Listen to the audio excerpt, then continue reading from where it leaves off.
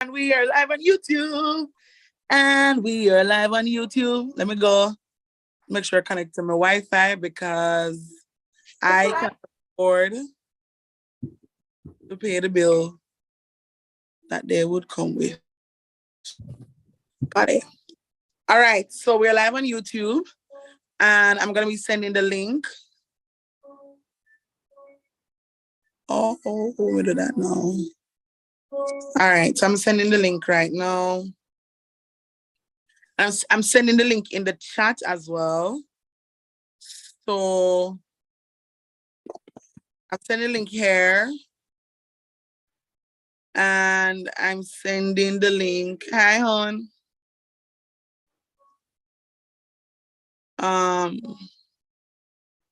Where did I send the link again?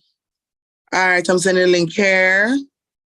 And I'm sending the link in the chat so you can share it with others because maybe you know them more than I know them. Yes? So do not leave the chat. If you're here already, don't leave the chat.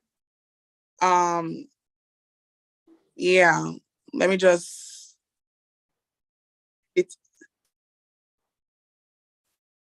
me just send it in the chat real quick.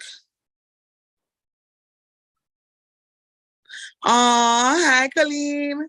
All right, everybody, the link is in the chat. Let me just sign in. Let me just sign in right here.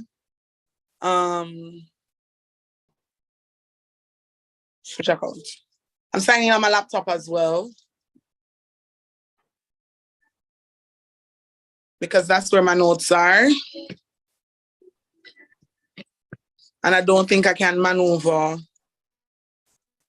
the phone. So can you ask your classmates, somebody, if the YouTube is working so I can go ahead and start? Also, hello.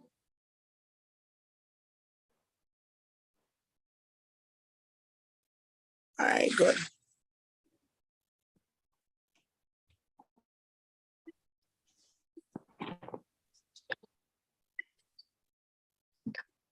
All right, so I'm gonna switch.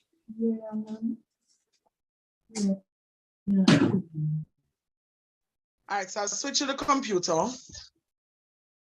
and I'm gonna use the phone to see the book report and also to see the information. Yeah. All right, beautiful. All right, so I'll switch to the computer.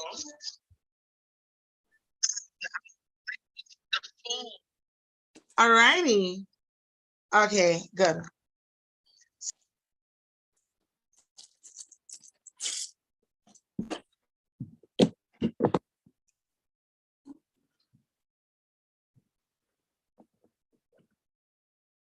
Oh my Lord, good night. Just do the technical thing you can is a setting on Zoom that you can use to restrict participants from enabling their mic and also to spotlight yourself. Therefore, if anybody mic goes off, the camera doesn't switches from you to them. I'm sorry. Are you guys here now? I think everybody would believe me, but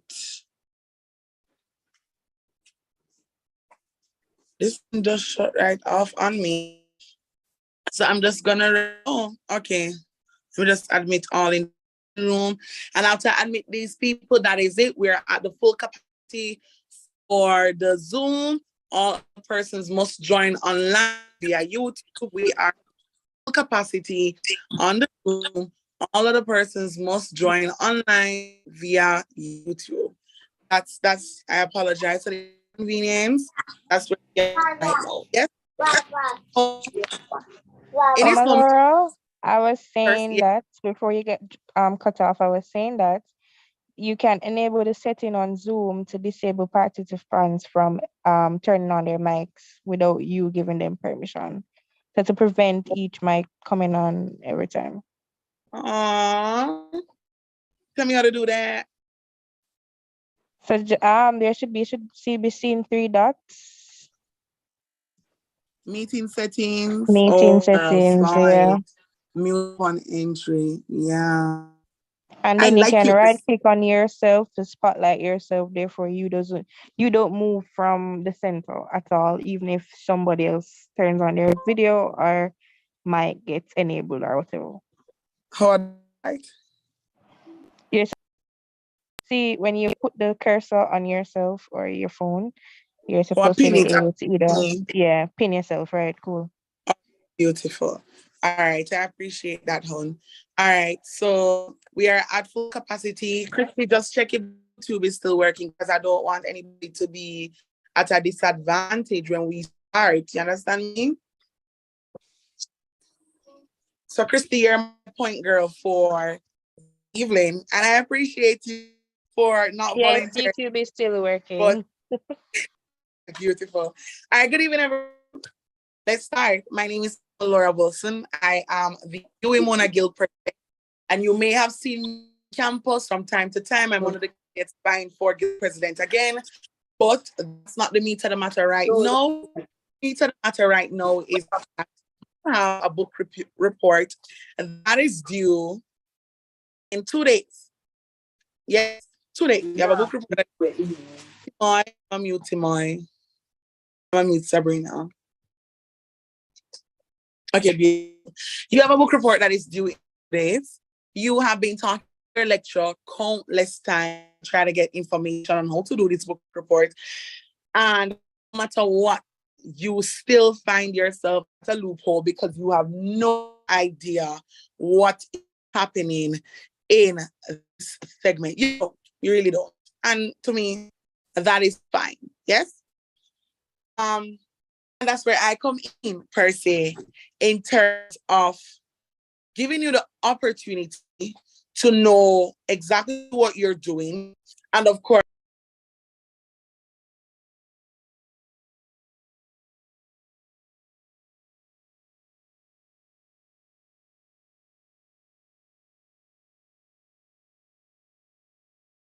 We lost you on the phone. You can probably just unmute from the laptop. thank you. I am not going to brag, but I have been doing this book report session for 4 years now, 3 years, 4 years, each semester. So I've done 6 sessions so far. And I did this session after my very first time submitting my own book report and learning how complicated the university has made something so easy to be. And your lecturer, I know Dr. Hall, she's an amazing lecturer, phenomenal, good at what she does. She would have sent a document in her class group, delving into the concept of, Amy Cesar, and then of course, just how you do a book report. And that's where I wanted to start with. I love her breakdown and I love it, and I wanted to even include it in this session. But here we are at a space right now with less than 2 days to do this. And I know some of you have watched my YouTube already, and I'm going to be asking you the very same question I ask students every single year. And those on YouTube, I am seeing you as well. So don't worry, I'm seeing you as well. But those on YouTube and those in the Google, in the Zoom right now, my question to you is, and I want you to be completely honest with me, how many of you have started to read the book? There's no shame now. We are 2 days left with this book. How many of you have started to read the book? In a sense, you hide. In a sense, you pretend like we're not in. So if you're reading the book, if you've started to read the book, as a matter of fact, better question: how many of you have finished the book? Let's start with that. How many of you have finished the book? You've done the book. Raise your hand. Just raise your hand in the chat. You've done the book. You're ready like a Freddy because you have finished the book. How many of you have done that?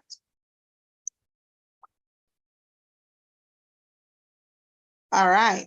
So I am seeing somebody said bombastic side eye. So I have seen 17 persons, 16 persons, 14. Look at it going down in the Zoom and a little bit more over YouTube. Yes, that's fine. Safe space. Lower your hands. Lower your hands. Lower your hands, everybody. Ready for the next question? How many of you have not started to read the book at all? You have not. Raise your hands. You cannot pass the first 3 pages. And it's a safe space because guess what? Again, at this point, we have 2 days left. How many of you in your heart to heart have not started the book? You're not gone a chapter yet.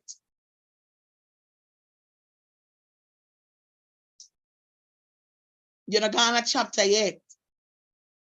7 persons, 8 persons, 10 persons in the Zoom. Honesty is the best policy. And quite a few more on YouTube have not started to read the book. So I'm going to tell you my story. I always start out with my story so you understand. You can lower your hands. I'm going to start out with my story because I always want persons to understand that even though the book may be complicated, to finish the book in time is not a problem. When I did this book, my book was not Amy Cesar. And to be honest, if I'm going to be very honest with you, Amy Cesar is the hardest book I've seen so far because it is not connected to the regular English, Caribbean centric reading. It is more so leaning to French. And because of that, it takes on history so much more than every other book would have. So I'm not going to lie to you. But when I got my book in first year was Beryl McBurney. That was my book, Beryl McBurney. And it was about a woman who was a dancer and she was a performer. She was light skinned and she was absolutely gorgeous. And in that moment, we found the flaws about how did Beryl assist in shaping the Caribbean in terms of who we are, and then to take it a notch up some of the issues that Beryl and the Caribbean people faced in her time. Yeah. Amy Cesar, on another hand, is not like that. It does focus on things, but not what we are used to and not what we focus on when we speak about English African or English centric Caribbean people. But anyways, I got the book Beryl McBurney, and why? The book report come from the time I start the course. The lecturer put it on the course outline that this is the book report that you will be doing. And everybody just had to do their own thing. Nobody now pay attention to the book because enough we had easy one to read, submit with assignments and go about with business. That's what we thought about that book. I'm not gonna lie. I underestimated that book and I can still say that today. And somebody say, really, miss? Yes, I underestimated the book. And when the last week was there for us to read the book,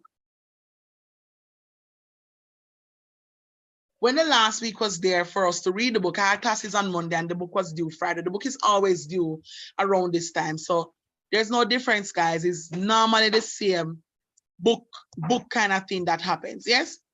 But when we were placed in a situation where we had to read the book, half of the class realized that we're in a calamity because we genuinely had no knowledge or understanding about what this book report was about. We didn't.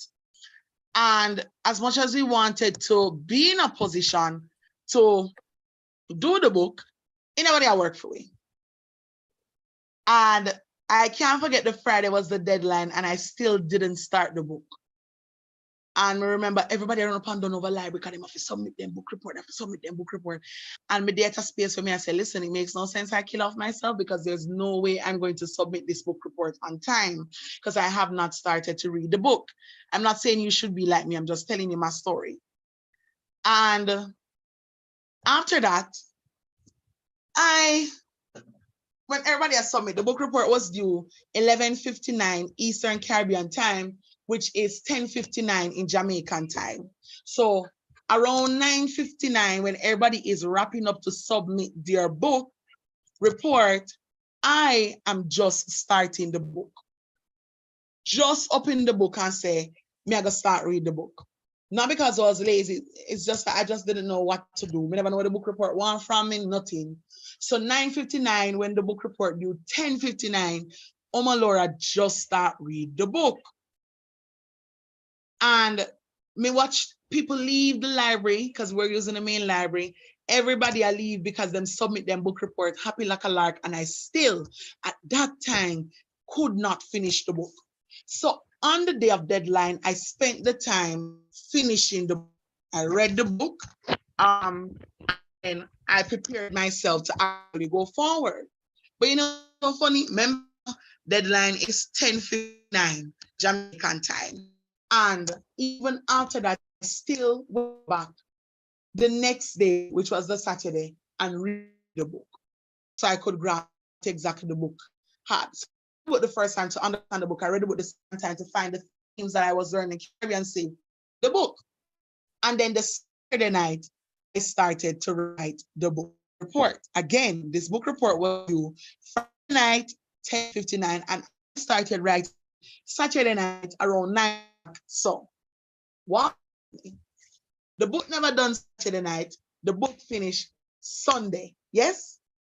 And then after the book Sunday, my book report, I went back again to read the book report. And of course, make sure I make corrections, make sure I understand, make sure I had, and then I submitted the book report Sunday night. And I felt like it was one of the most stressful things I've ever done in my life because I did not understand how to write a typical book report. Yeah? Somebody said, I know, Mrs. Boy. I didn't understand how to write a typical book report. But guess what happened? I submitted my book report and I got an 80 flat. 80. No 81, no 79. I got an 80 flat. And I stopped in that moment because I really have to stop and say to myself, if me submit this book report 2 days after and still 80, imagine what I could have done had I understood what the book report was asking me to do from day one. Yeah? Imagine that.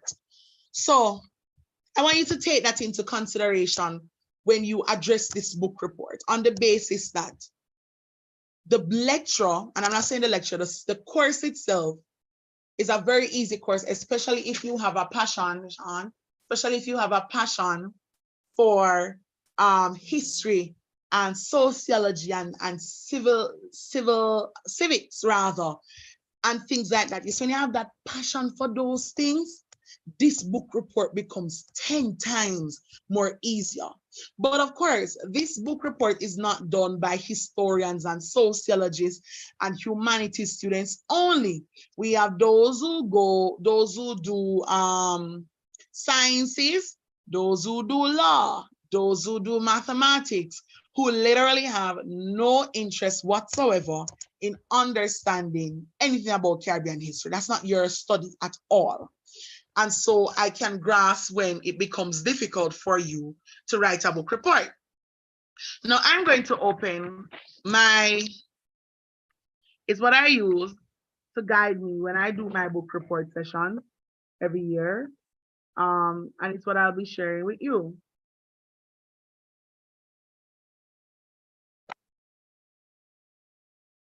Just give me a little bit. Let me just open the book report session. And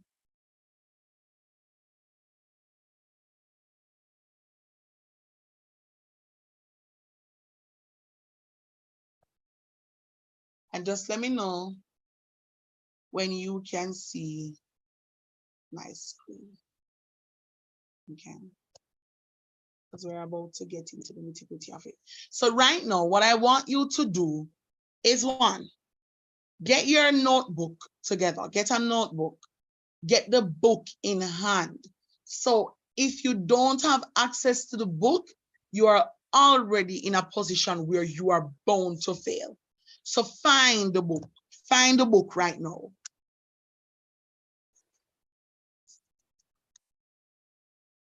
Find the book.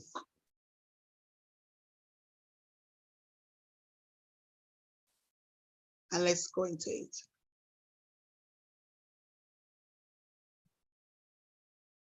Make sure you have the book, And when you're ready, let me know. Persons on YouTube, are you hearing me? Could somebody check and let me know if persons on YouTube are hearing me?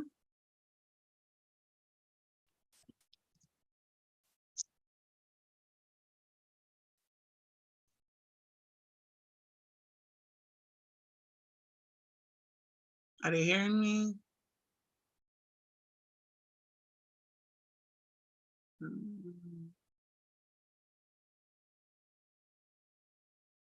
Confirm for me.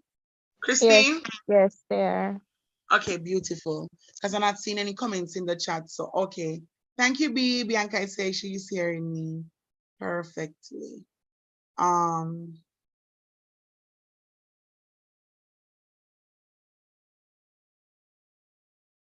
right, and let's get into the nitty-gritty of it.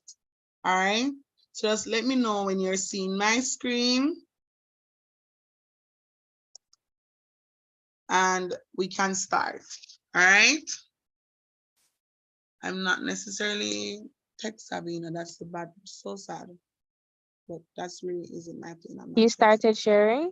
Yes, I did. Are you seeing my screen? No. Okay. Maybe I need to take yourself off spotlight so it will show. Oh, yeah. Oh, yeah, for real. All right, let me do that. Well, it shouldn't affect it though, because once you start sharing your screen automatically takes the spotlight. But however, your screen hasn't started sharing because it didn't Sharing. notify us either way. Okay. Let me see what's happening.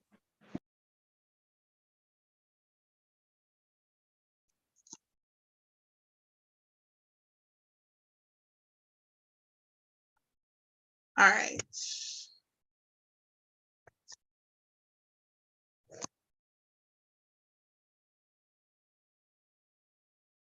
Can somebody just remind me of the question that we're doing?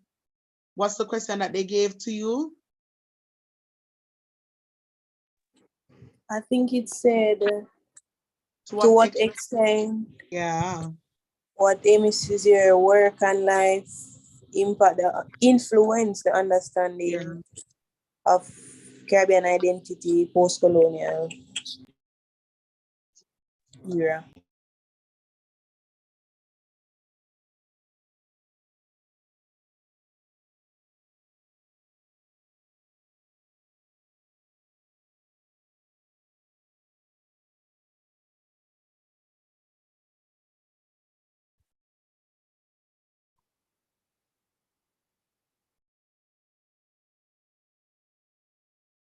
It was hot.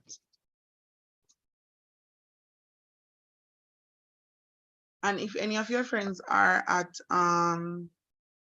Taylor, just let them know that we had made the decision to stay online. Yes? I don't want nobody up at Taylor waiting for me.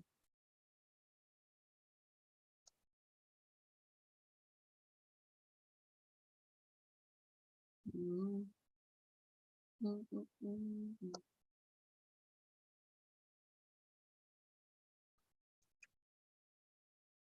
Okay.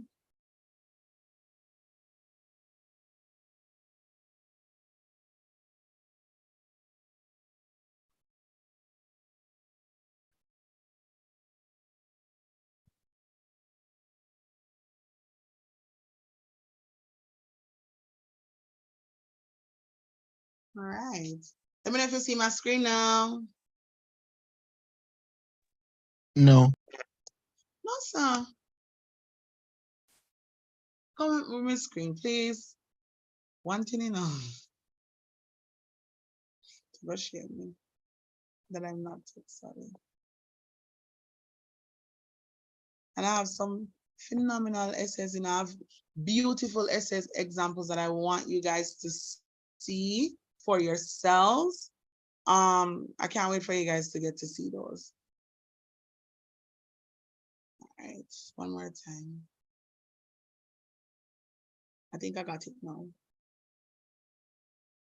And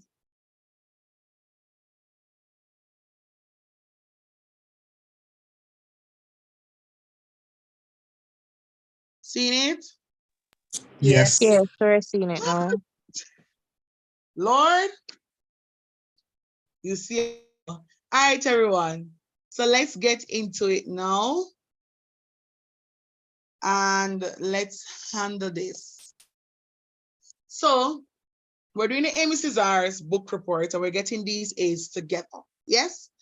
And one of the first things we always have to ask ourselves is what exactly is the question asking? Now, the question is asked, to what extent has Caesar's life and work influenced understandings of post-colonial Caribbean identity? Has anyone taken the time to break the question apart so far? In your own words, and I'm talking to the persons on YouTube as well, because I have the thing in my hand. Tell me what you think the question is asking. Well, for me, I guess it's asking us to first identify the understandings of the post-colonial in the Caribbean. So we have to first identify those, and then we have to look into his life, and then make a comparison from his life to what he has done to what we have identified. All right. I don't think that's a bad explanation. Anybody else? Christia, on your way now.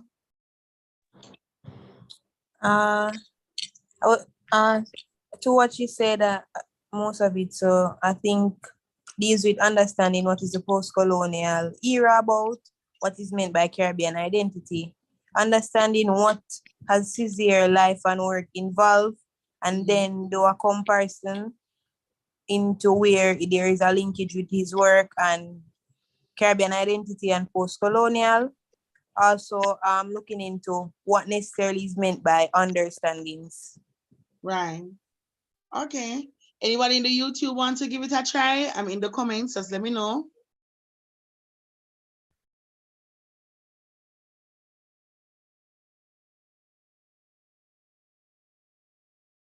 Anybody in the YouTube?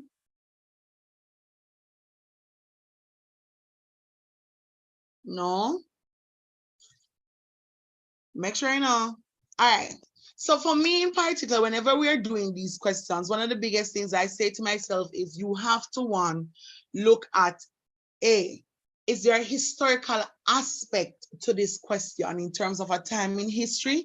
And two, are there any sociological aspect to these questions? Yes? So far, I believe that we have identified a historical time frame, a time frame in history that we're focusing on. And what's that time frame? Anybody? The 1900s. Not just the 1900s, but the word is literally in the same post-colonial era. That is the historical aspect we're focusing on, the post-colonial era, right? Anybody knows when that time is?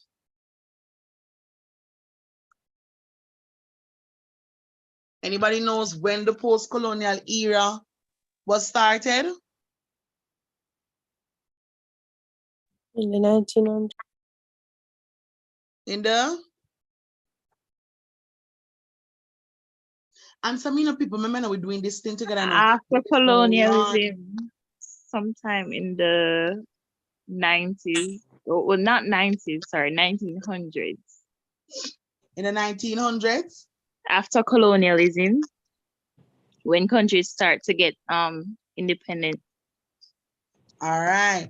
So it was moving up towards independence per se. So post-colonial era was the era that was moving up to independence and a little after independence. Yes?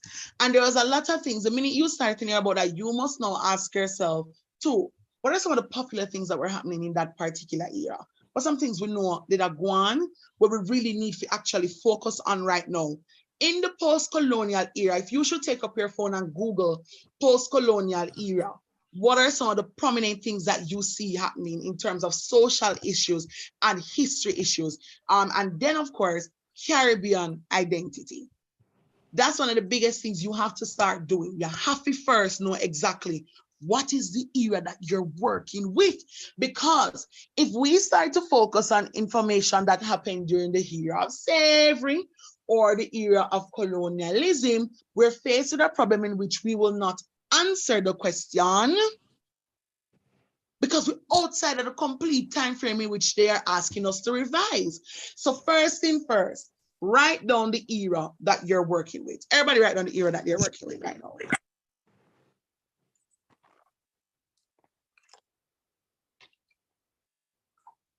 And in that breath, think about some of the prominent things you knew that was happening in that era.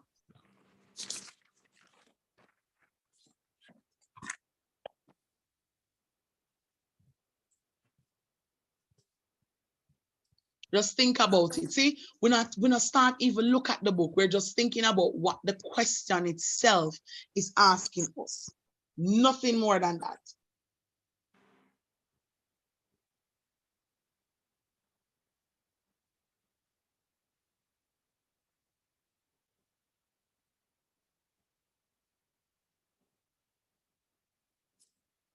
Everybody ready?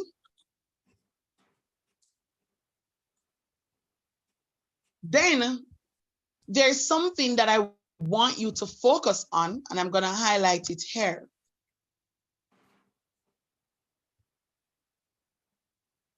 Let me highlight again. Not tech savvy. I'm just letting you know. We have the yellow. Yeah. Thank you, baby.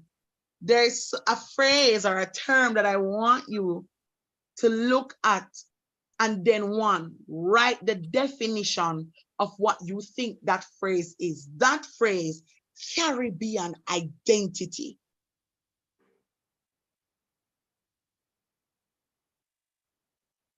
And then type in the chat for me what you think that term is, Caribbean identity.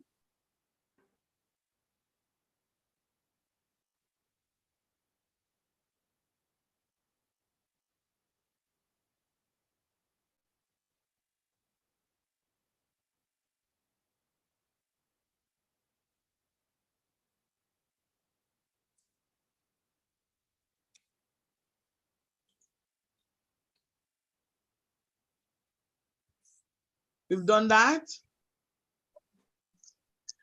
Did someone really and truly copy and paste a Google something? Kelly, I hope you never take this from Google. Come send me, you know. But Kelly, did you take this from Google? No, it's I already started the book reporting and somebody already. So it's like Google in it, but I start do all of this. So you ask me for where find the meaning of the words, and so I just go from Microsoft Word, and they come from a Microsoft 365. I'm not gonna fight you. I'm not gonna fight you. Go ahead, Shakira. Your hand is up. Sorry, Omi, I didn't get to hear the question that you asked before. Where? I see people when about meaning of something. I fell off. Oh, I wanted you to define Caribbean identity. Oh, okay. Thank you. Mm-hmm. So me want everybody put on the definition of Caribbean identity. That's it. We're good? We're good now, yes? Then the first part of the question, which people would have thought that we would have attacked first, but I'm a person who believes that that to me is not the biggest part, but rather what falls after. Hold on. What? Hold on. No, no, for me to is something at all.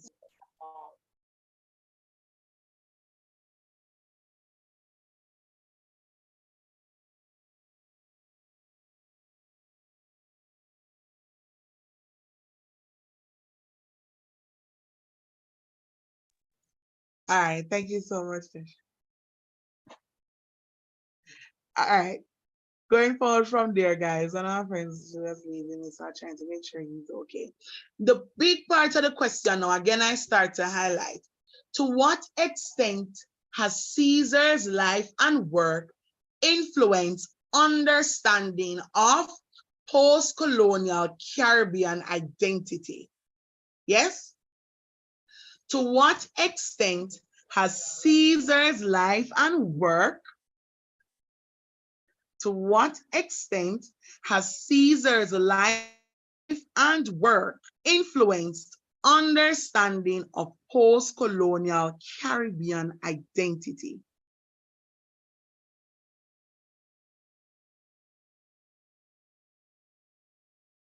For the first part that says, to what extent has Caesar's life and work influenced?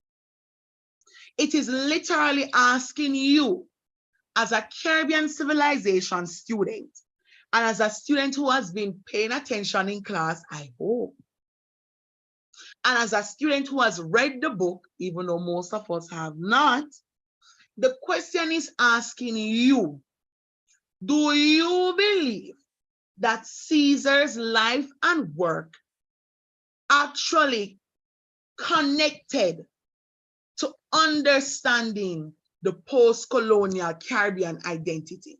It's literally asking you that. And it might sound complicated the way they fix it up, but all them ask you is, do you believe that this man's life and work is somewhat relevant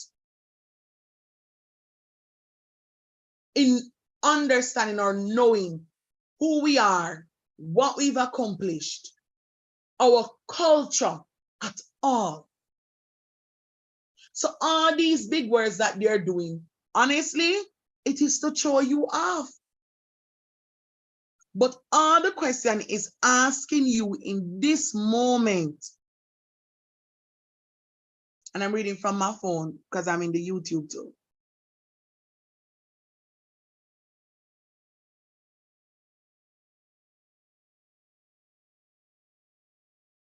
All them I ask, somebody says she never heard of him, so that's the answer.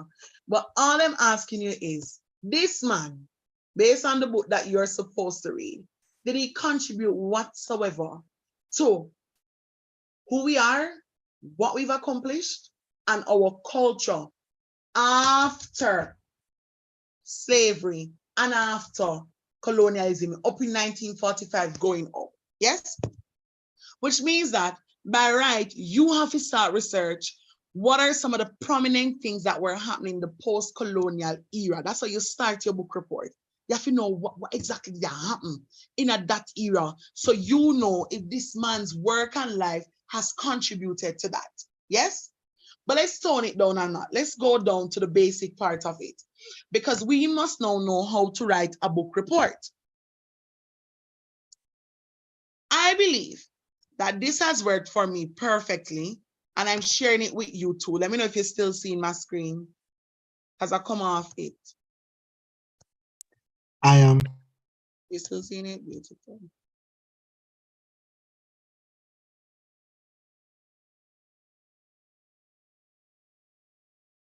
No, for the first time, I actually went through the thing that Dr. Hall sent me. She always sends anything. I love that woman gone today. But she sent us something. It was like a book review guide. How many of you have seen that document, the book review guide that Dr. Hall sent? And you too, remember, this is for you as well.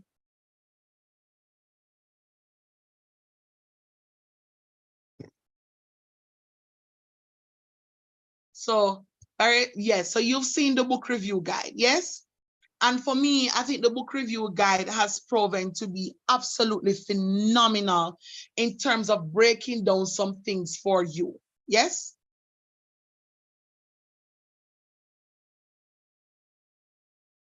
But my way of doing the book report is always understanding what exactly are the contents of the book report. And so, for me, I believe there are three major parts in terms of splitting up the book report. One, your introduction. Two, the body of your essay. And 3, your conclusion and your personal view. 1, your introduction. 2, the body of your essay. And 3, the conclusion and your personal view. A lot of people don't know how important it is to conclude and give their personal view. And then a lot of people don't know how important it is to start off your essay with an introduction. And then people just don't understand and grasp what the body of your book report should entail. Yes? But we're going to do that tonight. Yes? So first, we're delving in the concept of the introduction. The introduction has a brief biography of the personnel. Who is the person that we're reading about right now? Caesar.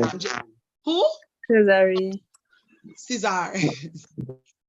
Anime. Cesare. Cesare. Ah. Cesare. But we're reading about Amy Caesar. So it has a brief biography of the personnel. Yes? It has a little about the author. Yes? You can give some more information about the book layout.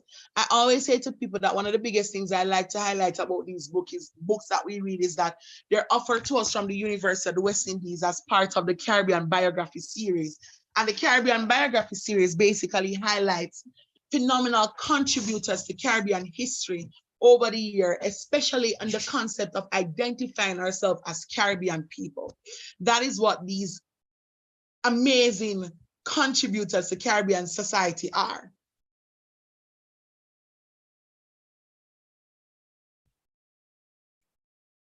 Sorry, I'm trying to get something to, right.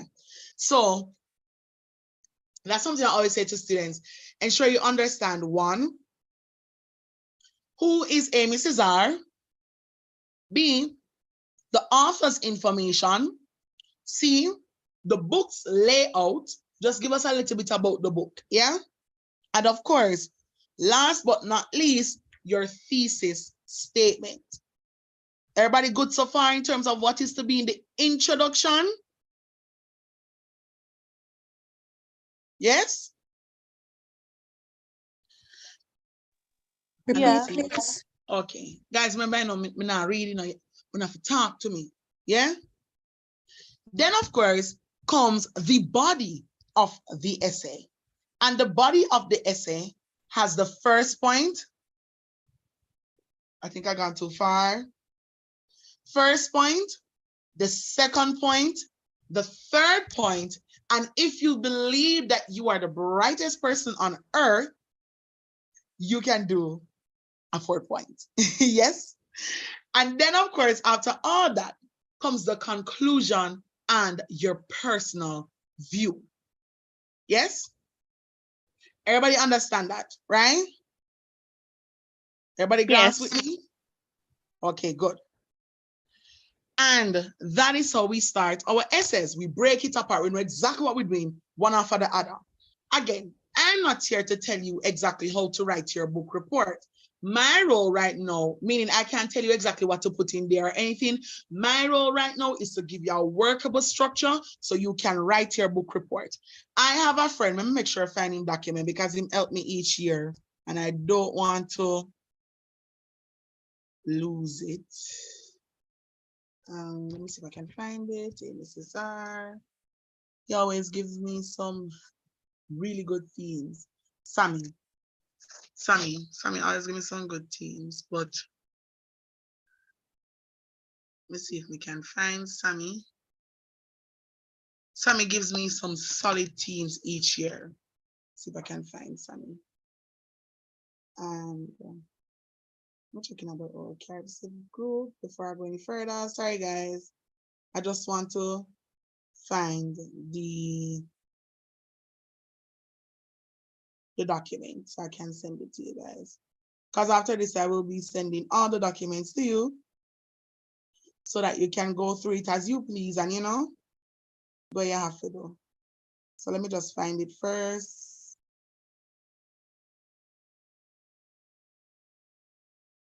Oh, there we go. Sammy.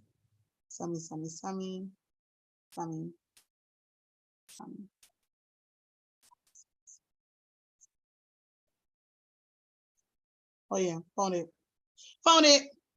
Okay, found it. So, sorry. Each year, Sammy does something that we are so grateful for. Sammy gives us a document. He's from Trinidad, but he does Amy Cesar each year. Well, not Amy Cesar. He does the book reports for us each year. So what he does is he does the part that I don't like to do. He sits down and he basically goes through the entire book, find the themes that are workable, and then he writes down points in terms of where you can find these different themes, right? Big up Sammy all the time. And then he sends them across. He sends them to me, I get access to them, and by the grace of God, we move on. So this year was no different. Sammy sent the book reports and we went along. So let me see if I can find it.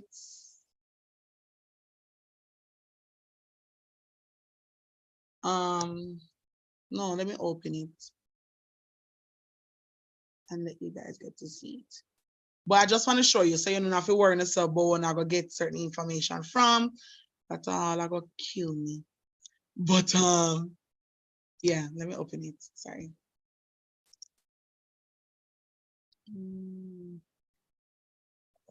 All right. Before we go there, actually, let me just finish this part and go. All right. So where was I? You guys see my screen, yes? You see me scrolling down? Yeah. All right, so let's get into the not look at shot of it. I will start off with the introduction. The introduction to us is your grabber and your paveway for the reader. It tells them what is present in the book, and it consists of a typical layout. Emphasis on the typical layout, which means say, if you do something as simple as this, your lecturer probably won't be pleased, but I cannot say that you did not have a typical outline. Yes? And first, it looks on the background of Amy Cesar. Who was he? What has he contributed? So first you introduce the book and the author, you introduce the historical concept and the general approach, and then of course you identify how many chapters comprised in the book, and then we go forward. But first you need to ask yourself, who was Amy Cesar? Who is this man and why exactly am I reading about him? That's one of the first things you need to do. Identify Amy Cesar. Yes? We move from identifying Amy Cesar in terms and then find out where is he from. So these are the questions. You want to know everything about Amy. Who is he? Where is he from? Right? Who are his parents? What is he known for? What exact role has he played to the Caribbean society? These are the questions you start to ask yourself, right? That's how you start your introduction. You want to talk about Amy because of him. Everything is about Amy anyways. Everybody else is just decoration. Then you ask yourself, who exactly is Professor Walcott Hackshaw? And is there any link between her and Cesar? So at the start of the book, there's a preface that you're supposed to read. So you want to see exactly if this woman is connected to Amy, yes? But then of course you ask yourselves, you need to provide very simple information so that we know that this lady is credible and of course valid to be writing this book. Because if I, Omalora, decide to write about Amy Cesar, what rectifies or validates me to be able to inform you about this person? So you need to talk about the work of Hackshaw. You need to talk about what she's known for. You need to talk about, if she has written any other books, and then you go forward. Then you start to ask yourself about the book's characteristics. Yes? What is this book about? What exactly is in this book? Mention that this book is a part of the Caribbean biography series, and then you let the reader know what exactly is a Caribbean biography series. And I spoke about it and I said it to you that the Caribbean biography series basically is it's a group of books created by the University of the West Indies that delves into important contributors to Caribbean society. That is what the Caribbean biography series is about. It's a group of books, yes? So far, are you with me? Do you understand what we are having so far in the introduction? Let me know. If you're lost, now is the time you say so. Mr. Can you repeat the book's characteristics again? The book's characteristics, something simple like how many chapters in the book. That's a book characteristic. This book consists of 10 chapters, doesn't 10 chapters that delves into the life of Amy Cesar, and all important are this book consists of 12 chapters that delves into the life of Amy Cesar and the different societal issues happening in the post-colonial era. That is you giving the characteristics of the book. You get me, Kaylee? Thank I have you. a question. Go ahead. You too, let me know if you have any question too. Go ahead. Would the book be non-fiction be a book characteristic as well? It is, because it's a biography. Okay, so you can add that as well. Yes, you can. For the grab, I was asking a quick question. I couldn't remember. Like, I think there's a word limit. Like how long they would say normally if you like put in a quote, don't make it What? a certain word That's what. for the intro. If you want to like put a grabber, like what? So if you remember the word limit. I would say a sentence, because your introduction can be so long and no more. You're working with 2,500 words, and when you see 2,500 words as a limit, you start to think that's a lot of work. But the minute you understand what you're doing, 2,500 words is not enough. They're not enough. You get me? Understood. Right. So I would say keep it short and spicy with your introduction, because you need the words elsewhere. Yeah?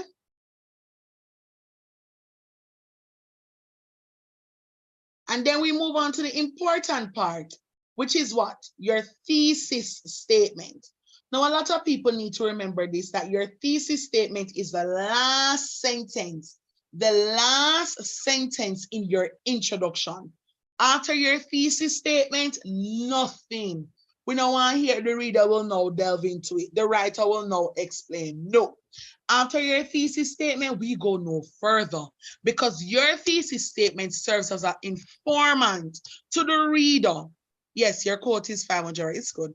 Your thesis statement is an informant to the reader about what the body of your essay will be about. That's what your thesis statement does. So technically, after your thesis statement, nobody is supposed to say nothing. That's the end of your first paragraph. With me so far? Yeah. All right, good. I hope YouTube is with me too now. So after your thesis statement, that is it, guys. That is it. Jules is on YouTube. Just Google Caribbean Biography Series. You'll see it, my pumpkin. So how do you find a thesis? Let's look into that. After reading the book and you're making notes and conducting research, what is your central argument based on the question that is asking? Do you believe that Caesar's work and life has actually contributed to the post-colonial identity? You believe, say, after all these things that Caesar have done, you can see how important it is to who we are as a people in the post-colonial era going up. That is how you attack your thesis. Yes? Your thesis statement must also include the different reasons or themes that you wish to explore,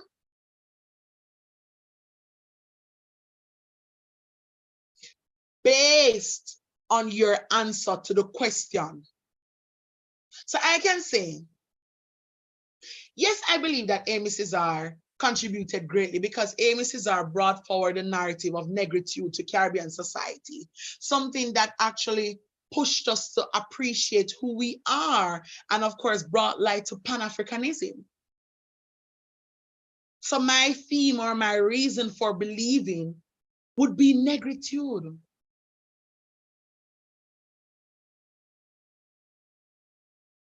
Everybody with me so far?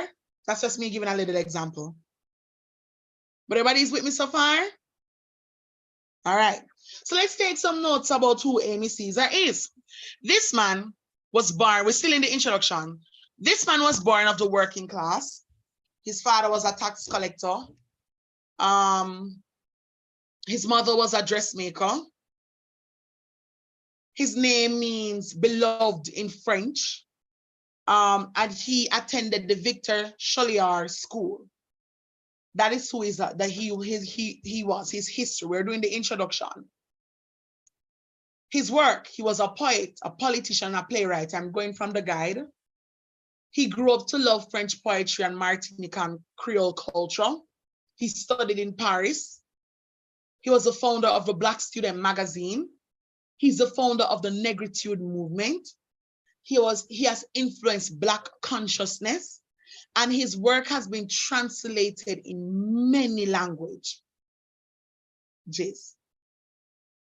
He was also in an era where there was World War and World War. There was decolonization movements happening across the world, and there was a rise of nationalism and independent processes and a decline in European dominance. Yes?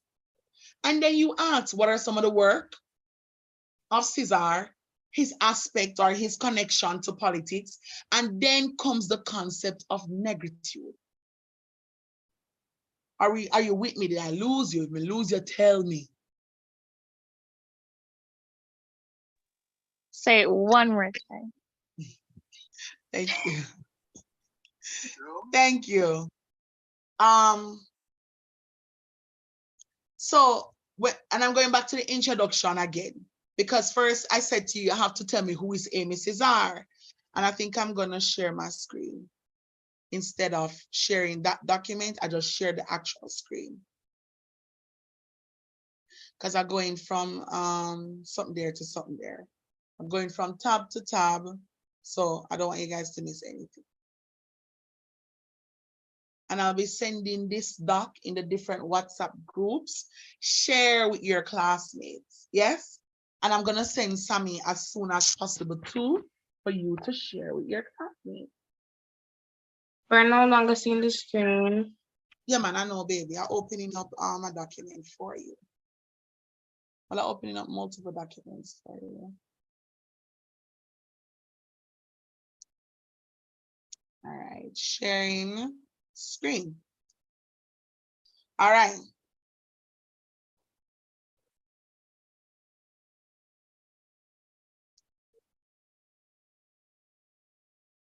And we continue. So after that, let us work on an example together of an introduction. Yes? This is my primary introduction right now. Very simple, very basic, but we move. Amy Fernand David Caesar was a politician.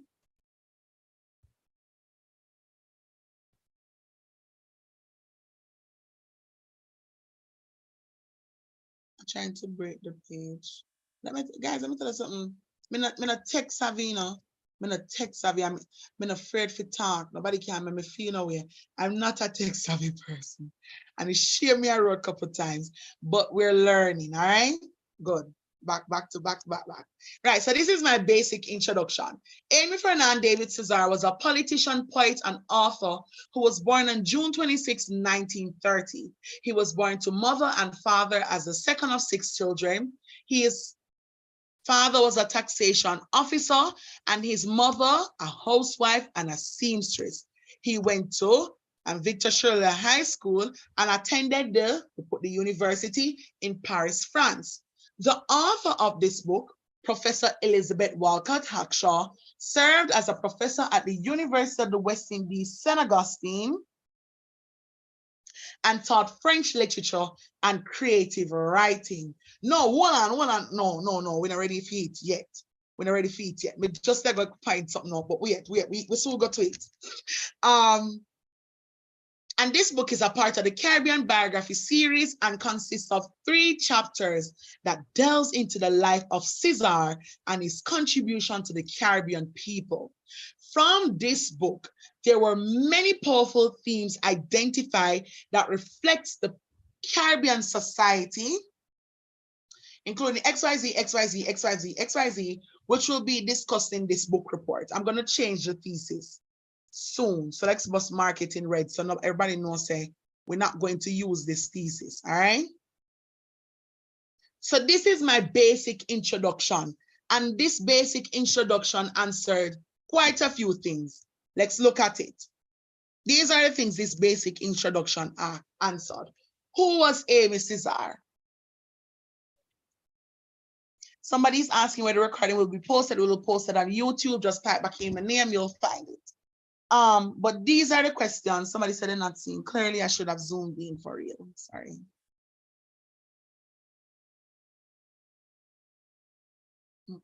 Too much. Yeah, I don't do well with PowerPoints. I think they are a lot of pictures and lack of words, and I'm a word person. All right, so we're going back to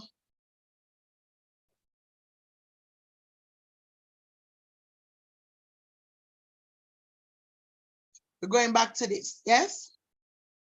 And we ask ourselves the following question: who was Amy Cesar? To which I answered, very simple, but honest. That's all you're doing, you're just answering these questions. But these are the, guys, not tech savvy at all. Watch me, look at me, crazy. But these are the questions. Who was Amy Cesar? Amy Fernand David Cesar was a politician, poet, and author who was born on June 26, 1913. Answer the question, easy one too. And we move. As a matter of fact, we go all the way to talk about his mother, their work, his education. Yes? Then they ask, what is he remembered for? Everybody know that he's a politician, poet, and author. And then they ask us, who is Walcott Hackshaw? And is there any link between her and Cesar? We all right so far? And hear me answer the question. Elizabeth Walcott Hackshaw served as a professor at the University of the West Indies, St. Augustine, and taught French literature and creative writing. Immediately, if you're reading and reading with critical thinking skills, you can already see the connection between Hackshaw and Cesar. If somebody think they know the answer, tell me. French. Not just French, girl. Give me something else. Writing. She taught French literature. Yeah? Cesar was a poet and an author. A French poet and an author. Which means, as a French literature teacher, she would have been fascinated and infused by the work of Cesar. That is already a clear connection. So in her eyes, Cesar to her is an influential person. She looks up to this person. She values his work and his art because that is what she does. So as a lecturer of French literature, you are going to be reading and admiring a man like Cesar. That, my friends, is a connection. Go ahead, Jamila. Would it help to notify along with what you just said that she's not just a teacher, she's a professor? That means that she's like certified to know how to discuss these points of view and to provide right, because the reason why we speak about Elizabeth Walcott Hackshaw in the introduction, the reason why we speak about Elizabeth Walcott Hackshaw in the introduction is to give her her credit as to why she can write a book like this for us to read. She's a professor. She's an author. She teaches French literature and creative writing. Yes, this woman already is giving herself credit as to why she is able to write a book like that. Because I don't know, Pia smiling. I know me. So that gives her the credit to write the book, which is why it's important for you to explain who the author is to the reader. So we continue again. Donrick, I'm at Union, you can come. But I'm doing Carib Seed, so come. We continue again and we ask ourselves the question, what is the Caribbean biography series? Everybody keep wondering why me I ask this. Let me put it up on Google.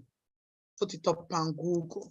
Caribbean biography. How many people for say? I think it's in the first part of the book to like before the Yes, preface. it's a serious thing. See it here. See my book here, Bernie. But see it here.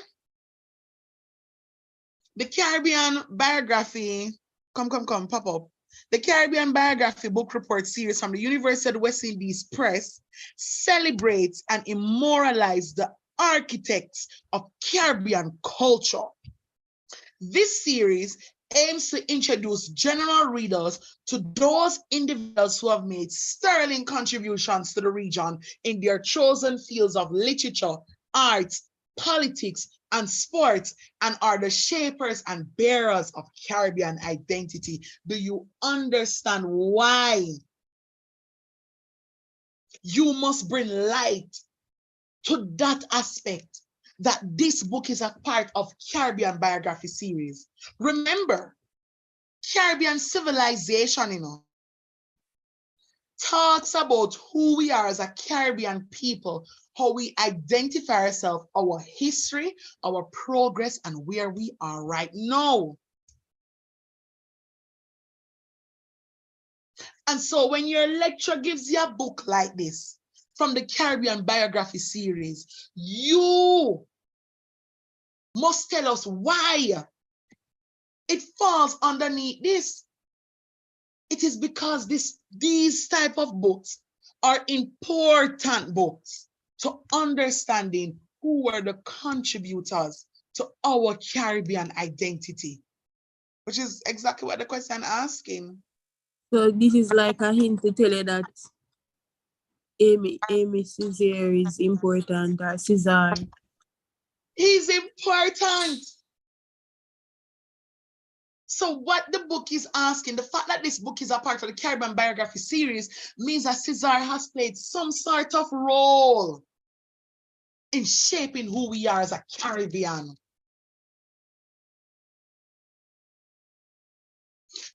All the book I tell you, I ask you if you do, is tell us how. I'm help. Yes, him help, but how? You understand me? Are we good so far? Tell me if we're good. Because if we're not good, we have to pull you back. Great. We're great, yeah? All right, so we're going back to this. Then, of course, it asks you, what are the other books in the biography series? You can probably list one or two. Google. And then comes our thesis statement. Your thesis statement needs you to tell the reader if Amy Cesar's life and work contributes in understanding who we are as a people in the post-colonial era. Which means that I, Omolora, must tell my lecturer whether or not I see Amy Cesar as a contributor and how. How? But then, of course, in order to do that, you must know the themes of the book, which is how Sammy comes in. So let's delve into Sammy. Not my Gmail. Come on, man, Gmail. I'm just open it up and I say, share me a road. So I'm just switch to page because it now get very fast and show off my business. But over the years, I've realized that these are some obvious themes in book reports. Yes, colonialism, racism, political movements, Caribbean identity, cultural diversity, resistance and retention, mass migration, double diasporic consciousness, education, and religion. These are things that you have heard your lecturer speaking about in class. Trust me, I know. Even when we not listen, they talk about it in class. But let's delve into the themes that Sammy read the book and highlighted for us. Big up Sammy, because the devil knew could do it. Each year, I sit and read these books, and every year I help a student write the essay. But these are some of the things that were popular in the book, right?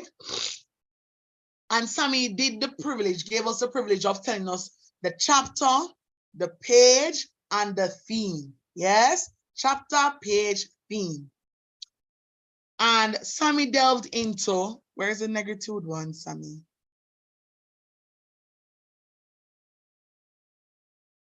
Right. But Sammy delved into stratification. Yes. He delved into popular movements. He delved into regionalism, literary revolt, internal self-governance and departmentalization, Marxism and politics, psychology, and there are way more other themes that you can venture into. But these are some of the obvious themes that are present in the book. Yes? I, for one, would never tell you to go for stratification and plantation. Why? Why would I not tell you to use that as a theme? Because we're dealing with post-colonial era. As we're dealing with post-colonial era. Yes? So, there are other aspects here that you can look at. I would use regionalism. I would use literary revolt because, again, Cesar was a poet. I would use negritude because that's the movement that he brought forward. So I would use politics and negritude. And I would use double diasporic consciousness, even though that is not here, right? So I would say, this is how I would write my essay. Let me go back on the page. This is how I would write my introduction rather. You see my screen? No. It just came off. Not as yet. I mean, it's so sad that I'm not really good at this. Guys, don't worry.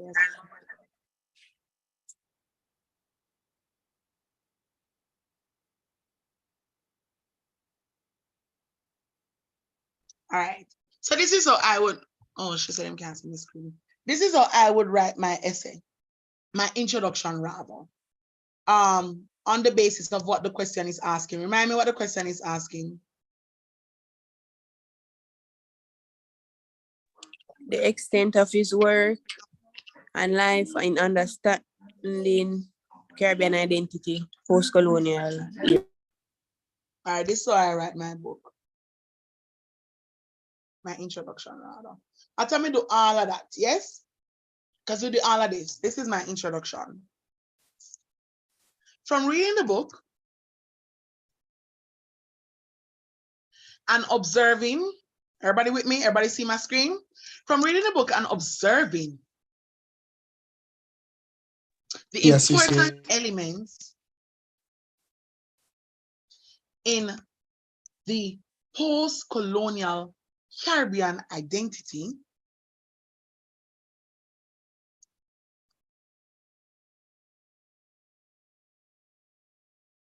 I believe, no, I'm gonna put I believe. Amy Cesar, C-I-R-E. Is it okay for us to put like I believe, isn't it? Like if we write it down low, put ourselves in it. Go again, baby. When writing it, is it okay to like use what you call it, first person, or is it a case where we must use third person? So don't use any form of I use third persons. I normally say use third persons on the basis of, I normally say use third persons just because I know that you don't, I don't know. I normally use third person. I think because it's an academic piece and they say don't necessarily put personal views for make it sound like you're using personal opinions. So I would say the best approach is not to Yeah, say man, I normally tell people to use the, I don't know, And then it's I easy would for them. if you're using I, that's for like a reflective piece. Go again? Normally, when the church is like I or myself or something like that, it's normally when you're writing like a reflective piece. Where I say to persons to put, all right, I'm not gonna lie to you, where I tell persons to put the eyes and things like that, in my honest opinion, I do it in the conclusion and personal views. That's where I do it. So, me no know. I would, I know, down there the personal view, because from what you call it, crit 10:30, when I was doing the conclusion to the academic piece, they'd put a recommendation in the end, which would be your point. So I think there it would go. Exactly. So that's where I do it. I'm not gonna lie to you. That's where I do it. So I would say keep it formal, baby, until the end. Yeah. All right. So ready again? We're finishing it out. That's why. All right. So from reading the book and observing the important elements in the post-colonial Caribbean identity, Amy Cesar immensely, look at me, immensely contributed. Hello, I'm telling the friend, no, don't copy and paste this. You know why I'm going to tell you not to copy and paste this? Because there will be someone in this meeting tonight who will copy and paste this word for word. Do not be that person. Trust me. Every time I do this session, someone copy and paste it. It's not smart to do. But let's go. Immensely contributed to this through, and watch me, I'm listing my themes now. 1, literary revolt, yeah, education and resistance, and give me something else. Somebody give me a next theme. Political activism. And political activism. Yeah. Look at me, guys. We just finished our introduction. Simple sample, nothing rample. Simple sample. We just finished our introduction. That's a simple, solid introduction right there. Manasseh, you must use it. I'm not saying if you tweak it up to fit you. I'm not saying if you boast it with it because I feel. But that's a simple introduction right there. The lecture, your teacher can't tell you so you do not run. Although what I would have done though, and I want to put it right here, I want to make the connection. I gotta say, I want to put it here because I want to make the connection so people know. So as a lover of French literature, Shaw would have been an admirer of the work of Cesar.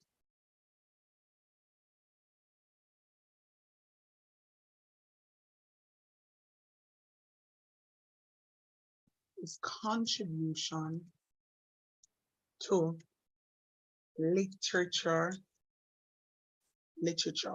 yes, which may have encouraged her to write this book.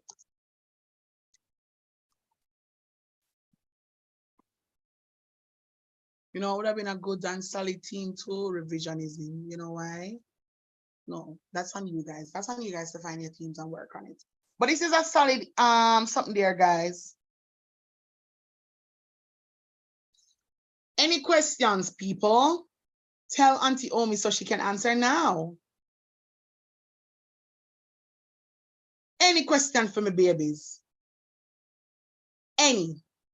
And if you don't have any questions, do you understand how to do your introduction?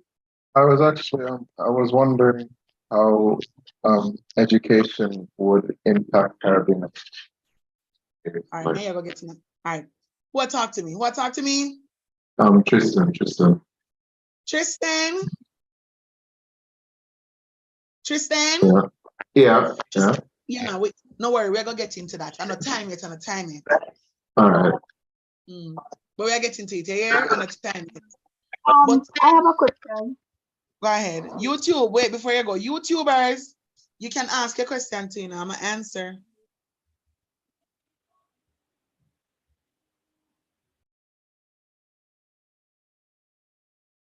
There. Go ahead, baby. Okay, can a thesis, one of the questions that contribute to the thesis statement, could it be exploring how Caesarean love for poetry influences others to take the same route, other persons to love for poetry, other persons love for poetry? Oh God, tell me who I talk. We're not hearing a baby. A hula. All right, so the question is, could like one of the questions that make up the thesis statement be how Caesarean love for poetry influences other person's love for poetry? Yeah, So but you're it asking me influences about that that. fall under education. Oh, you're asking me if that can go under education? It's for a thesis question. So exploring how Caesarean love for poetry. All right, So who is talking to me? Because I'm not gonna lie to you, baby. I can barely hear you. Do you want to type it in the chat? I'm going to type it. And me now moving on my day phone, you know. Hello people, my day phone. I'm not for myself. I'm not going nowhere. You hear me now? Me I hear you now. Go on, good girl. All right. So a thesis statement that I'm thinking about falls under education. So it's how Caesarean love for poetry or literature in general um, influences other person's love for poetry. So it's like how one of his students became a famous um, poet or writer. Can that be like something to explore?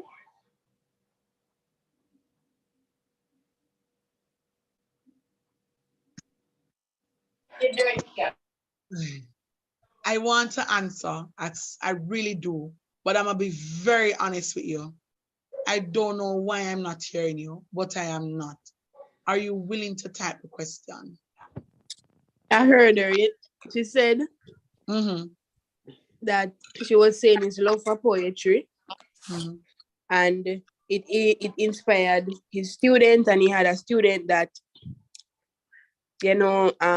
ventured into that field as well. So she's saying basically his love for the poetry brought about other poets, which if she could say that is a one of the Themes?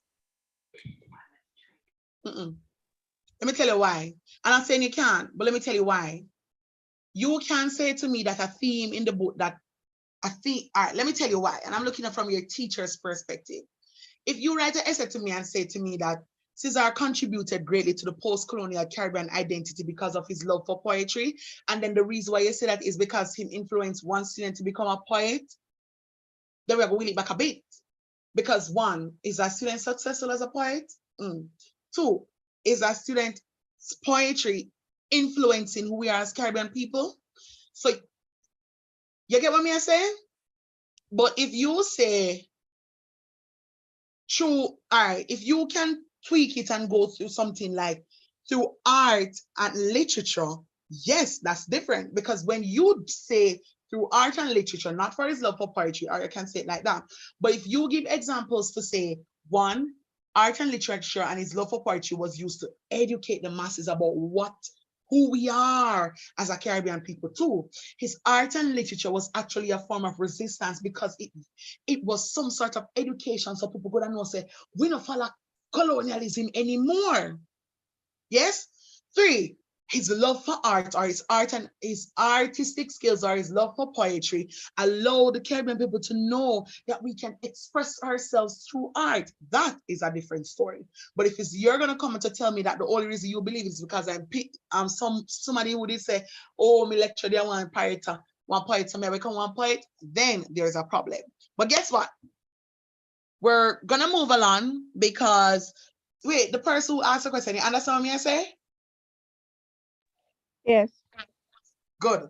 Girl, you and I can talk after, I know worry yourself. So we move along, babies. Do we understand the introduction? And the last time me asked the people them on YouTube saying them good. Who no know if you tell me if you're not good? Do you understand how to Good.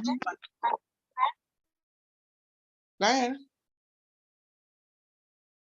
Go ahead. Go ahead.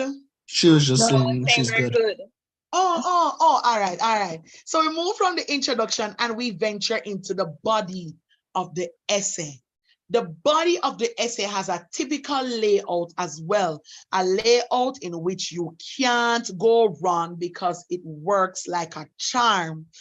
If it is that you mess up the layout, if you're like, let me tell you, if you don't know what you're doing and you follow the layout, you're good to go.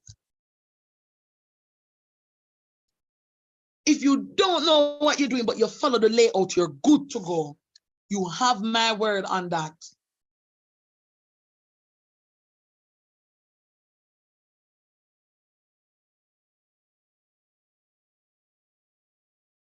So let's start with the layout, yes? The method that I use to understand or grasp the layout of an essay is the peel method. The peel method stands for point, evidence/examples, explanation, and link. Point, evidence and examples, explanation, and link. Are you seeing my screen? First is your point. Your first sentence must state your main point or idea. Your first statement must state your main point or idea. It tells the reader what the paragraph will be about. It's like your topic sentence, and it identifies the theme that you will be discussing. That is the P in peel. It's your point.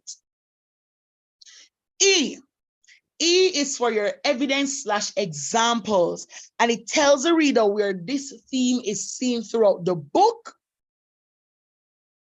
And as you can use pages and paragraphs or paraphrase and everything, and it supports and expands your point. Facts from the book, information from the book. Your first E comes strictly from the book. Facts from the book. Why am I screen sharing? Pause. It's not. Hello? It's not from Maria. Facts from the book, information from the book. Yes. Then comes the next E, explanation, explaining. You have to explain to the reader using scholars and reference how this point and example is linked and what draws you to see your example as valid. How is this point and example linked to the post-colonial Caribbean identity? In this case, we are trying to ensure that the example, the evidence, the point is linked to the post-colonial Caribbean identity. So this is where you show your understanding by explaining it more in detail and why your evidence supports your point. Your explanation should interpret the evidence for the reader. This is where you bring, Mark, Matthew, Luke, John say, Karl Marx say, Marcus Mosiah saying. Where Prime Minister name again for Trinidad? I don't remember. Not Peter Rowley. No, man, the first one, the first Prime Minister. What's his name again? And he was a powerful one too, you know. Eric Williams. That's it, man. Say. Yes? So we are PEE, we are P. Then we link it. The last sentence you have should reinforce your original point or link your writing to the next paragraph. The last sentence should reinforce your original point or link your writing to the next paragraph. The link sentence can provide a transition to a next topic or paragraph, but your last, it must link it back to the original point. Go ahead, Jamila, your hands are raised, or your hand is raised. As it relates to the source, that part is a bit sticky for me in the meaning that do we have to use the .edu? Because I remember from previous things they said the scholarly sources have to be like journals or articles with .edu whatsoever. So I'm wondering, that is for cited, by the way. But I'm wondering, because you just say Eric Williams say, if I can say Eric Williams said this and find like some news article or whatever that says he said Girl, this, put as the reference. yes, Jamie. How we do it over humanities and how we do it at social and how we do it in Caribbean civilization, it doesn't have to be an EDU, it could be a book. It could be a publication. Yeah, but because I'm like, do I have to go through the whole online let's say Eric wrote a book that says Omalora is the best. Yes, I am.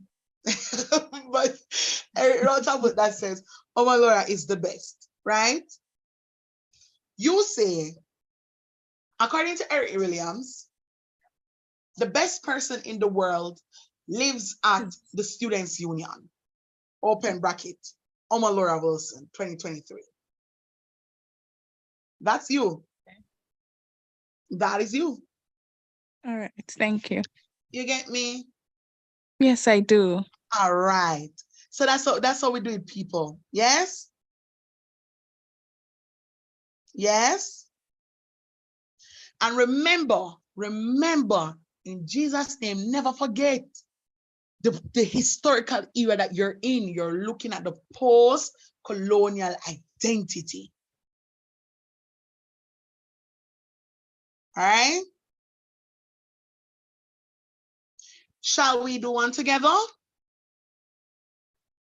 Everybody ready to start one together? All right, let's go. Yes. All right, let's go. Again, I tell you, all this thing is embarrass me when me I try go plan it. I'm not tech savvy, guys, but me try. All right, this was an old one. So I'm just gonna go down and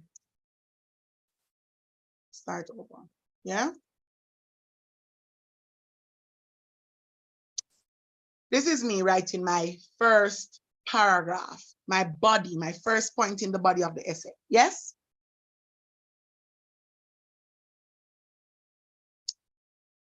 A noticeable way, also, whatever is written in this paragraph will not be true. The facts will not be true. It's just an example so you know how to do it. Yes?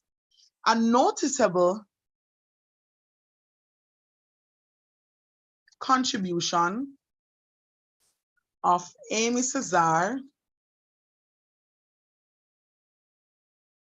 sorry, not tech savvy, guys. Don't do me nothing. Don't laugh at me. A noticeable contribution of Amy Cesar in Hawkshaw's book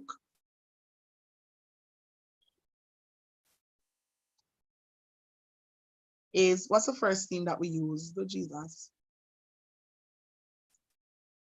What's the first thing we used? Literary revolt. Don't want to write about literary revolt though. Well, so I go.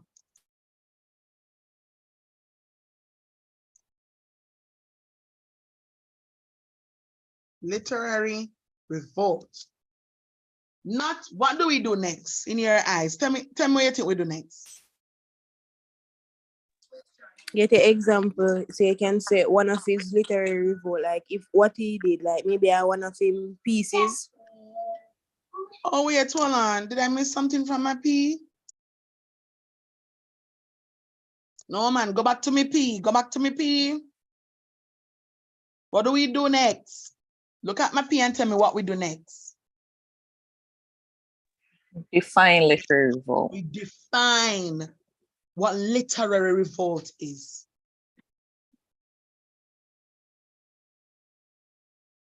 Yes? You know, someone want to use literary revolt, I swear to God. Guess what? Should we switch to something else? Yes. Nationalism. Why don't say Caribbean literature instead? Or that is can't be said. No, man, it cannot be said, you know. Put it up. I think about something. I want to, let me tell you why. I want to do a topic, a theme that me know say most people are going to use. You get me? Self-governance. Huh? What about Self-governance. negritude? You want us to do that one? Or what did you say? Yeah, you can do negritude. I just look at negritude. What did you say, hon, before? I know why you feel like we cut you. I was saying self-governance. Oh, yeah, that's a good one. Huh. Which one, people? Negritude. Let me run through to see which one I think is solid. Because what I like about something there's example in terms of self-governance is because this was yes, I was suggesting that for the self-governance, they had this unique form of autonomy. Basically, they didn't want to be independent, but they wanted to have control over their own state while relying on the French government as well. So they weren't going for independence, but some form of self-governance within the French Empire. On itself. But do we think, but here's the thing though, do we think that's something that happened within the entire Caribbean, or did it just happen in French governance? But guess what? I think we can work on that. I think we can work on that. I think we can work on that. Wait. Well, I think we can use it. No, I think we can use it because we can. I got you. Okay. So we're gonna use self-governance, yes?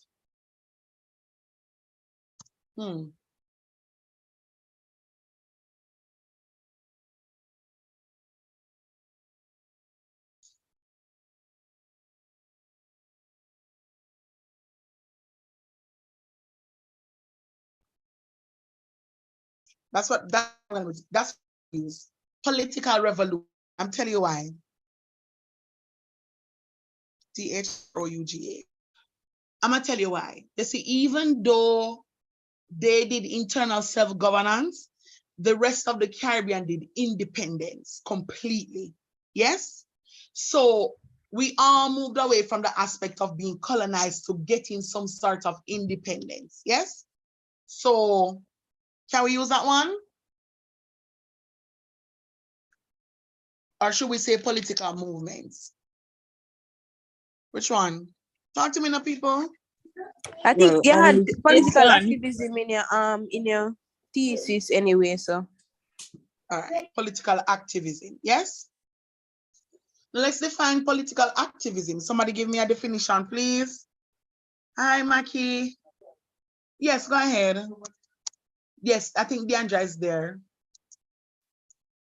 Define political activism for me, please. Google it for the most.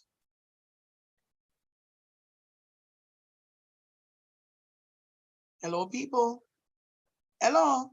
I'm not doing this on my own. We are doing this together because we must finish tonight.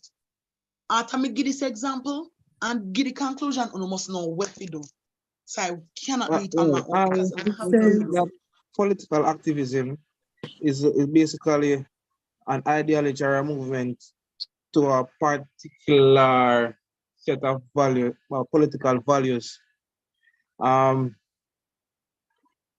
the case of Caesar, he would want Hold on, when I reach a say it, man. Political activism is an ideology or movement to a particular set of values and governance for a society. Values and governance for a society. Yeah?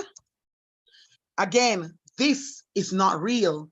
What we are writing here is not necessarily true. Yes? And then we say, we're going to do the whole quote. And this was written by, let me see who I can quote for this now. Last name of author. Oh, I can't, let me just use Verena and done. Again, this is not real. Hello, look here, man. I don't want to put it in there. I don't want to put it in there. Please, in Jesus' name. Do not in there. All right.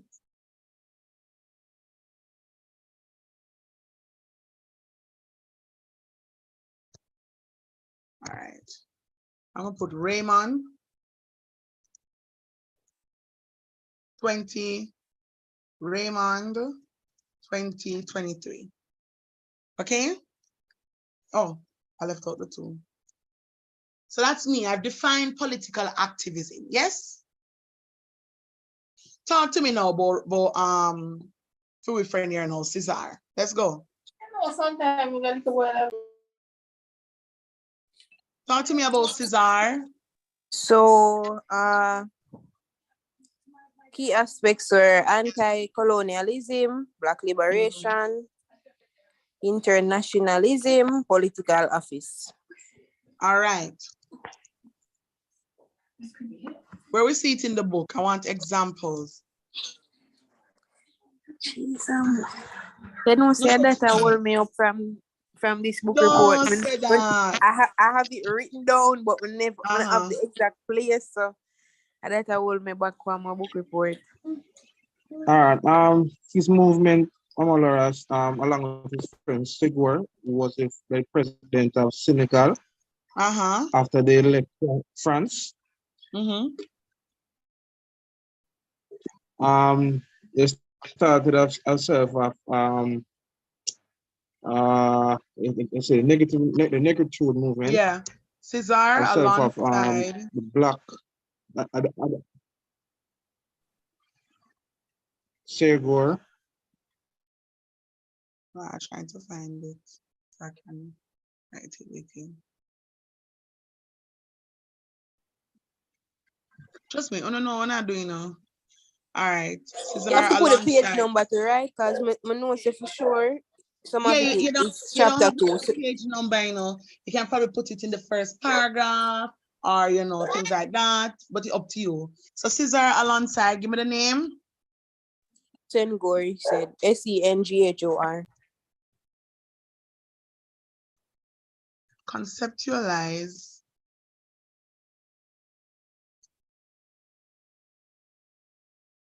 the idea of negritude in the 1930s. Yeah? Watch me now. May I put a page? Alexis, just come back. Put the page. I gotta put page 3. As a matter of fact, put page 10. Yes? Then we talk a little bit more about it. And you said these men transform what was Pan-Africanism and Africanism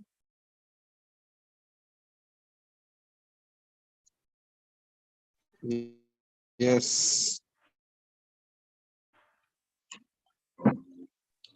Key question, is it okay if I form a dichotomy with the political activism and negritude, because it's like I would do a whole paragraph on negritude by itself, and then just link it, as I say, use the peel thing and close off with a linkage with it and the activism and just branch off into it. Yes, ma'am.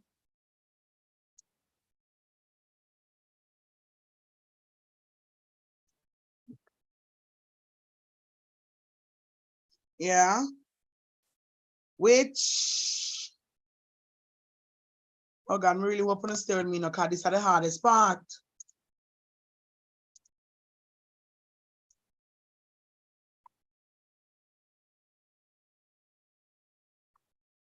Compartmentalization. Again, we put a page number there.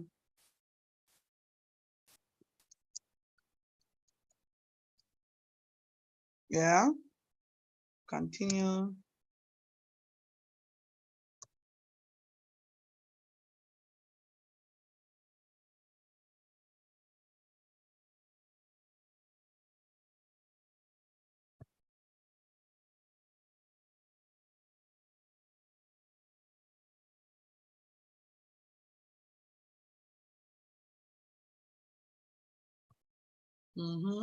Political activism. Remember, if you put it in the chat, you know, people, it's not me one writing this. Political activism. Tell me where you're seeing it in the book. We're still at the first E.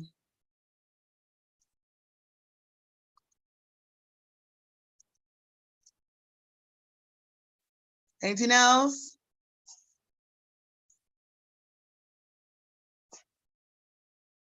Oh, I see a chat. Hold on.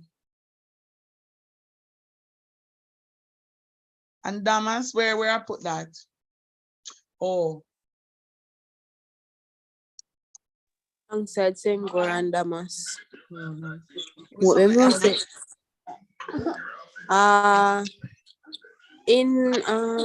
Let me guess this. No one gave up my same shot, right? But see if I can find a way to say this. So right here I have the out in terms of the negritude, but I have it labeled as Black liberation. So it was saying I've already said he's a key figure. So I have what the aim is. So you would maybe you can put that. The aim was to promote the cultural and political rights of Black people around the world. That could be.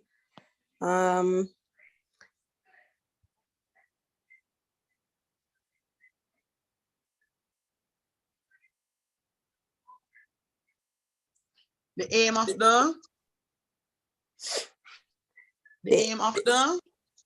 the movement was to promote the cultural and political rights of Black people around the world. Where he argued that Black people had been oppressed and going through colonialism, and they needed to reclaim their heritage to achieve liberation. So need to oh God, it typing I can put through. But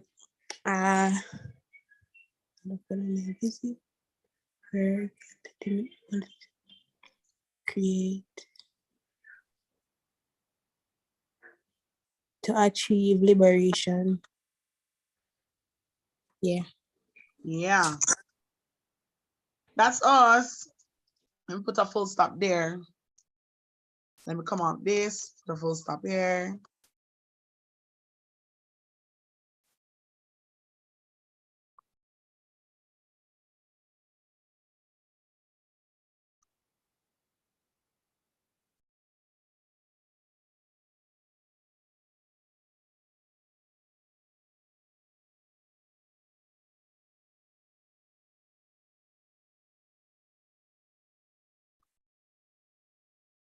All right, so let's go through this so far.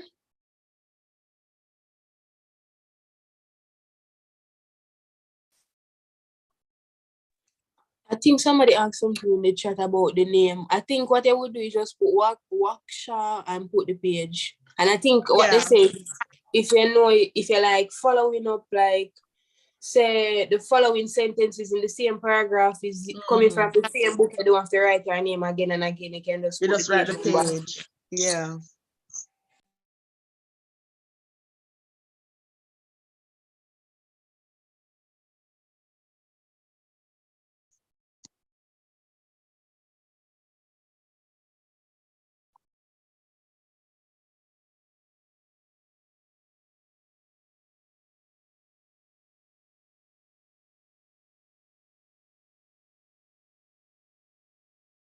All right, yeah, that's it. Yeah. And then we put evidence. The present, and then we do explanation.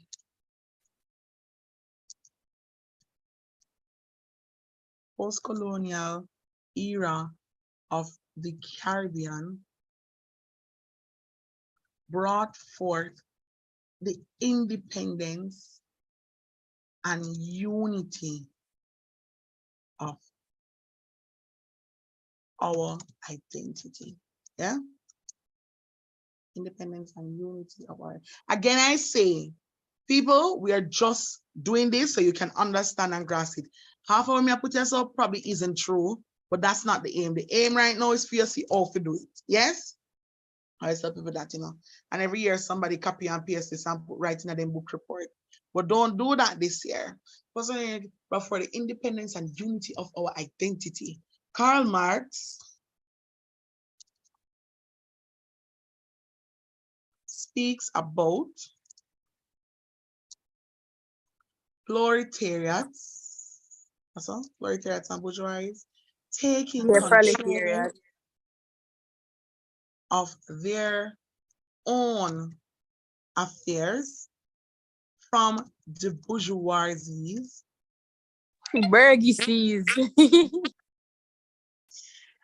and ensuring about equality is present in governance. This is seen in the book itself. Eric Williams also speaks of Dependency. Dependency of the Caribbean people. Something. We're just writing You know foolishness, who is but a to give you. key thing I think could use here too? This actually real. Haiti. Because him have a thing for Haiti. Go on, Yeah. give me the example. I have to go look back through the much words again to find that. Somebody Google it back, please. Eric Williams said he visited Haiti. Is it the part that he visited Haiti and saw that Caesar sees Martinique in Haiti and wanted social change in Martinique? No, I was going to go straight to his political activism where there was a part, I don't remember the exact thing. He did something and then him create something for Haiti. Like when he got he visited Haiti. On a fair regionalism. Look. Let me see if I can find it. But in him political thing, I think he may have a thing in him work in Haiti. I'm gonna find it. Yeah. But in the meanwhile, let's see if we can put something here.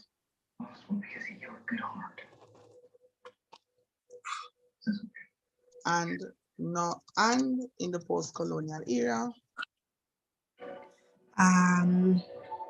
Pan-Africanism.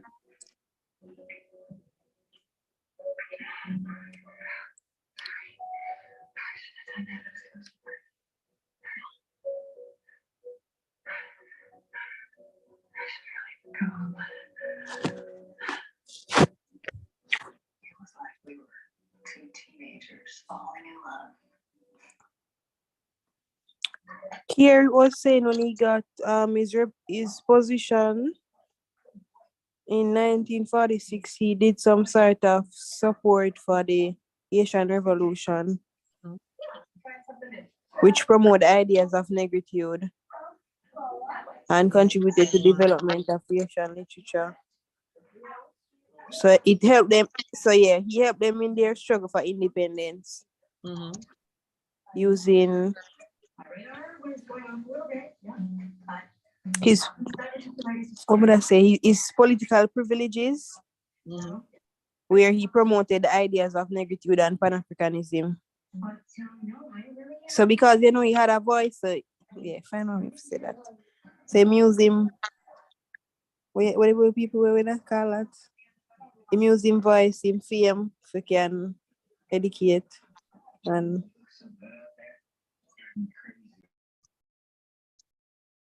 Now come. Now come here. Eric Williams also speak of dependence of Caribbean people.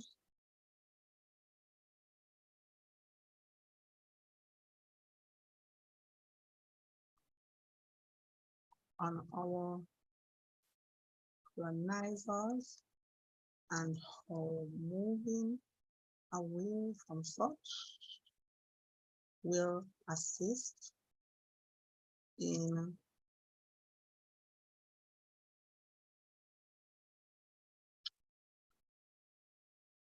a unified identity, yeah, on the global scale. And that has been prominent. That has been visible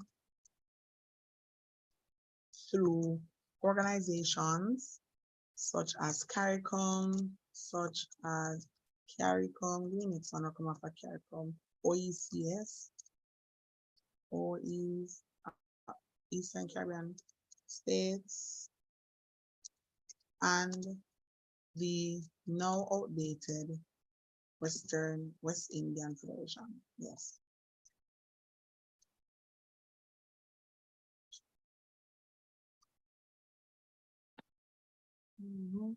That's that.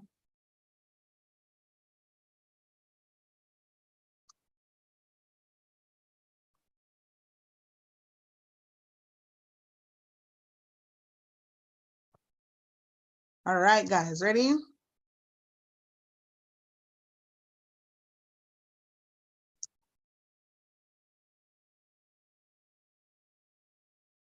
Who we are as a Caribbean people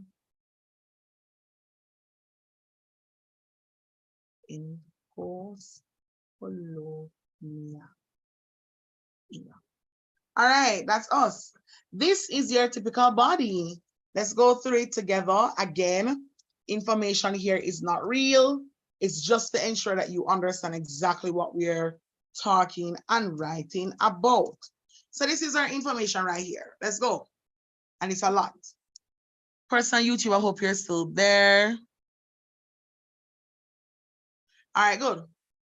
This is what we have. Ready? Let me see who messaged in the chat. Oh, yeah, my sister. A noticeable contribution of Amy Cesar's in Hatshaw's book is through political activism. That's me, I've just peed. Political activism is an ideology or movement to a particular set of values for values and governance for society. Raymond 2023. I just completed the P of the PO. This was seen in the book where Caesar, alongside Senghor and Damas, conceptualized the idea of negritude in the 1930s, page 10. The book delved into how these three men, the book delved into how these three men transformed what Africanism and Pan-Africanism was and pushed them into demanding the law concerning departmentalization, page number. Yes, political activism advocated for a collective movement among countries. This was also seen in the book that highlighted the aim of the movement, which was to promote the cultural and political rights of Black people across the world and to diminish the politics and guidance of colonialism and to create the heritage of their identity to achieve liberation. Yes, page number again. The post-colonial era of the Caribbean brought forth the independence and unity of our identity. I just did the first E. So all of this right here is example. Yes? So far, are we good? Yeah? Good. Good. Then we're going to go into the second E.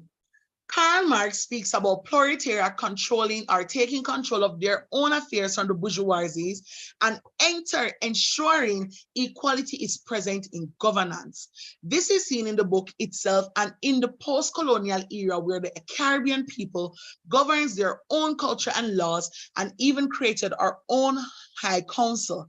And in our affairs as Caribbean people helps in ensuring that our identity is defined and respected. Eric Williams also speaks of the dependency of the Caribbean people on our colonizers and how moving away from such will assist in a unified identity on the global scale, and that has been visible through organizations such as CARICOM, OECS, and the now outdated West Indian Federation. That was my second E. So first, I did my point. I talked about political activism and I defined it. Secondly, I gave where it's obvious and present in the book. Third, I've given scholarly references onto why exactly this point is essential. You see me talk about what Karl Marx I say, you see me talk about what Eric Williams I say, and how we can see it in the Caribbean society. And then the last part is the L. One sentence. It is with these points that the reader sees the importance of Caesar's work to who we are as a Caribbean people in the post-colonial era. That's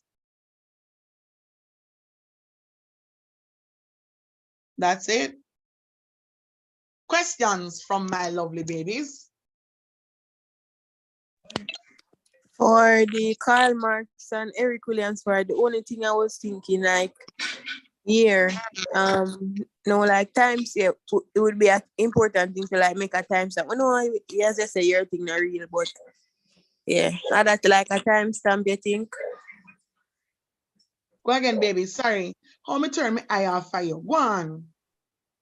Timestamp, like yours, when I, as I said, no reels, but for the doing it, would you give it as a key thing? Like when you say in the Karl Marx part, Yes. drop in a year, Eric Williams, drop in a year.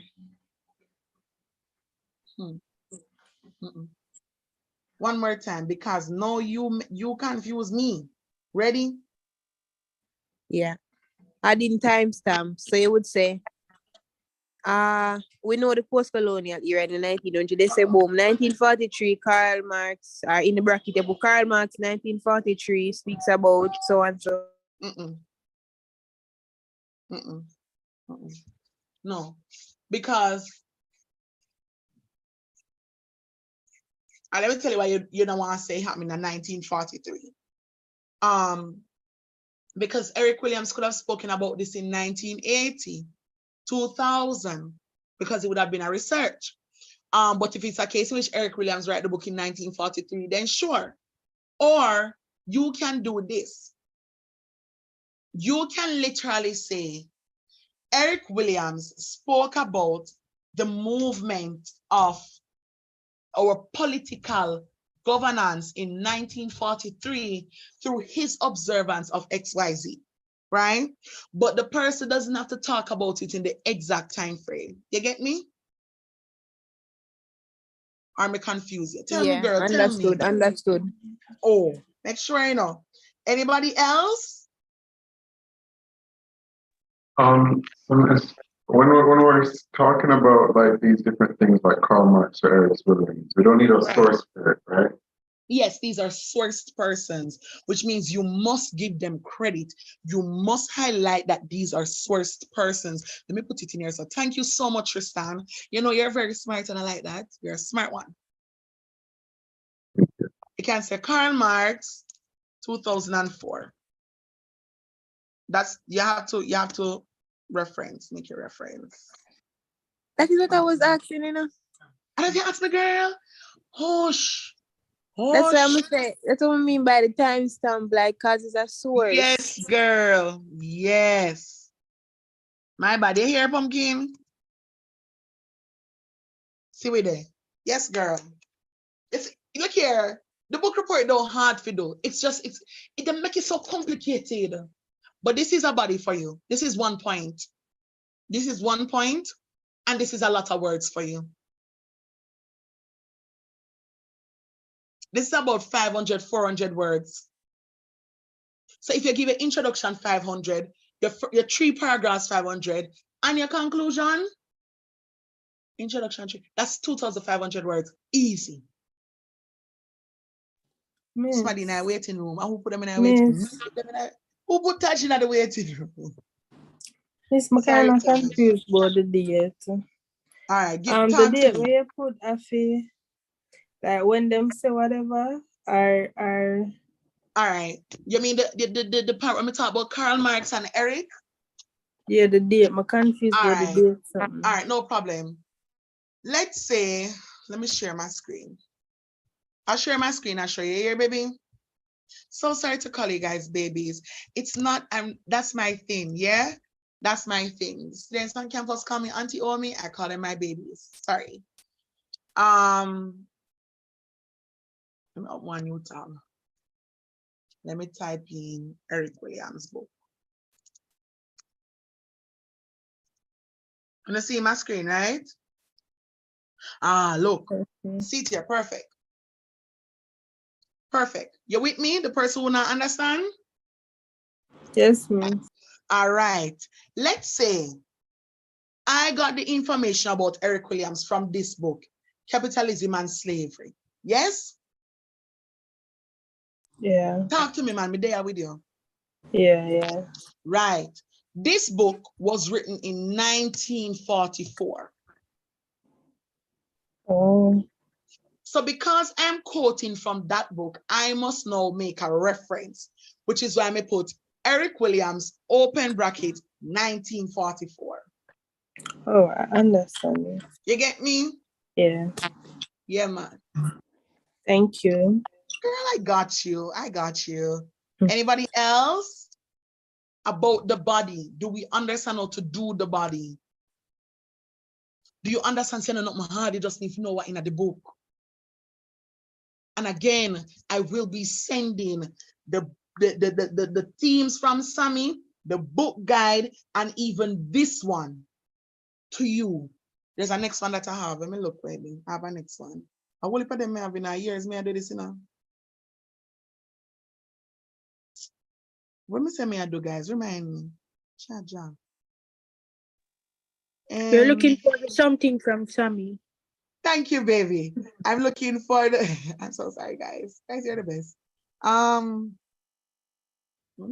yeah. I'm looking for the documents to sit through. Let me see if I can find it. You're in the Gmail when you open it, his summary. Oh yes. No, man. Oh, and I'm sending a document with how you can introduce your, like, you know, some people are not good with words. Let me send you that. Hello. What if you come talk to me? I will better things that I have a true. Me know say no fun when I start the book until it due. So we normally just do the book report. Peel and eat, Kelly. Peel and eat. All right. Artio. So peel and eat. Peel, girl, Shakira. You don't have to read the book, you know. You just have to like get some notes. But peel and eat. The themes you should have, they normally say 3 to 5 themes. I say it's good to have 3 strong themes. And if you don't have 3 strong themes, have 5 strong themes, not 5 little themes. But if you have 3 strong themes, you're good to go. Yeah? Let me see if I get the email. Let me turn off my share screen because not gonna see my email. So do we understand the body? It's a serious question. Do you understand the body? And if you don't understand how to do the body, tell me. Commit when it done now. Do we understand how to do the body? Yes. Yeah, all right. Easy one too. Easy one too to do the body, guys. But let me share my screen and show you guys what I was saying that I want to show you as well. These are some of the things that you can use to introduce your like some people are just not good with words. That's just the truth of it. So this is how you can, these are some things you can use to, you know, take a creative approach. It is often the view. There's a popular opinion Words for you to continue internationally, in addition, furthermore. For instance, for example, however, on the contrary, I have all of that for you guys, which I will be sending from Sammy. Big up Sammy, see and where. You get me, babies? So I got you. So we move. Where are we now? So we, that's why they said they're definitely voting on Laura for Gil Frizzy. For the person, you know, the person when I want to read the book, I think you can do a little cheat if you have like the PDF version. And you know, if you're going to send you what are the themes, you can like. It's on YouTube. But yeah, I'm going to be very honest with you. I've done quite a few books. I've done Beryl McBurney. I don't remember much. I do Stuart Hall, Lucille Maffirmere, Amy Cesar. And I did not finish Lucille Maffirmere. And I only went through halfway with Stuart Hall. And I didn't finish Stuart Hall till the second semester when I was doing the book report. But I could really and truly write an essay. Genuinely. You just need to know your themes. I'm not saying don't read the book. Chapter 2 and 3 have most of your information, girl. Go over them party. And again, I have some themes from Sammy. So even, I'm not saying these are just the only themes, because some of the themes I can't help, based on the question that the teacher gave you. But see some things that where you can find some things. It tell you the PhD line. You see it? Guys, we got you. But we move. Yeah. Yeah? Additionally.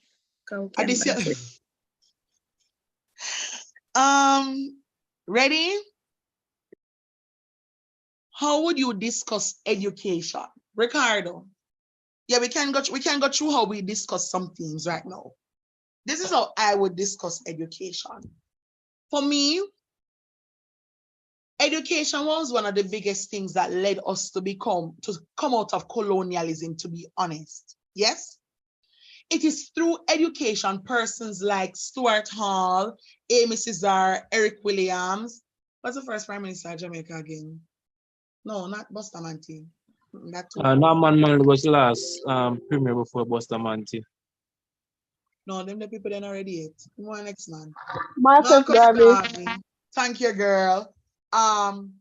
It was through education these people understood the importance of Black consciousness and Black identity. Yeah? And it was through education we were able to be proud and embracing of who we are and what we have accomplished. It was through education we understood the importance of self-governance by Black people, of Black people, and not by white people. It was through education we were able to identify how we were being mistreated and how we should be treated. It was through education we understood resources that we had. It was through education we were able to be, it was through education we were able to accomplish resistance. You can't tell me, say. And that is how Elizabeth know about Amy, right? About Amy. Oh, Amy right to you. So it's through education you learn these things. So how we've come about in a post-colonial era is because of the life and work of men like Amy Christie, who through education, he could have realized that we were being disadvantaged. Amy Christie, who understood that Black people took a liking to creative arts. So why am I not willing to read the book?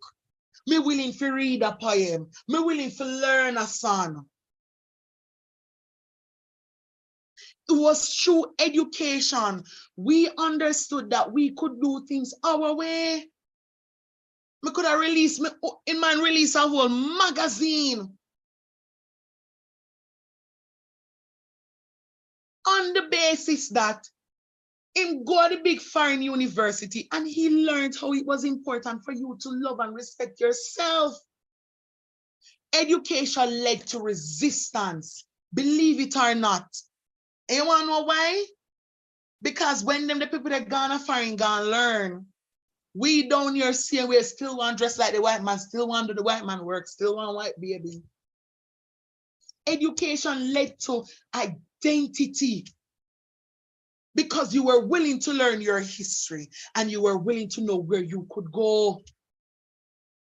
That's how you pull in education. You understand me? I say, baby? So you must know. I mean, I don't want to say do it now because it's late. But even the fact that he went to a prominent high school, prominent university, it was through education. We came with the concept of negritude. Because guess what? I saw him meet other man, other black people out here who are struggling the same way we are. But I'll do you one better. If you should look at the very same thing we're doing here with the Caribbean biography series, all the people that will contribute to who we are as a Caribbean people were educated people. Not one done spot. Peer educated people. From Beryl Ghana school, you know, and a dance, she a dance, go right back down. Educated people. That's how you talk about education in terms of how it contributes to who we are in a post-colonial society for Caribbean identity. And then you can even reel in the point that the Caribbean has now valued education, that we have created our own tertiary institution through regional integration, the University of the West Indies. Okay, talk to me now, man. These are things that we know. These are things that we know. Because I'm a lie. I'm a lie, you know? It's because of people like that. Yui is where we are right now. Not in terms of the bad part, the good part in terms of. That's where we are right now. It's because of those things. So if you're to make that evidence, when we talk the P, you know, we talk about the P, we go talk about the E in terms of like the school he went to, what he learned at school. So I'm doing P for education for you know. P is what is education, value of education. Example is in terms of school for Amy, what he learned at school, what and remember, and then this is should I write this? No, I have to do it to myself. But one of the biggest things, whenever I'm talking about education, one of the biggest things I always bring light to is Marxist talks about two types of education. Two types. One, formal education. Two, informal education. Marxists talk about those two, yeah? But yeah, we move to say. So P, point is education. E's example in terms of what he learned in school, and of course how he used it to become resistant. I don't know, you know the word I'm talking about. Evidence is in terms of give me the evidence again. Evidence in terms of how education has, you know, reformed who we are as a society through the fact that we have now the University of the West Indies, through the fact that persons who have contributed to the Caribbean society are educated people, and also based on the fact that we have now been at a level where education is at an all-time high. And then link is link. Again, we link. Link is so easy. It's a sentence away. So you get what I'm saying for education? So whenever you talk about education, I will, for this particular book report, I would link education to resistance. Because that's what it did, man. Any other questions? But no points before we move? All right, let's go to conclusion. And then we can talk all about points and everything, yeah? So after we do all of this, we're gonna go, how would you go about talking about racism? To be honest, and I'm gonna be dead with you, I don't think racism is a very strong point to discuss in terms of post-colonial identity, but hold on. Let me just mute you guys for 5 seconds. Union, I'm at Union.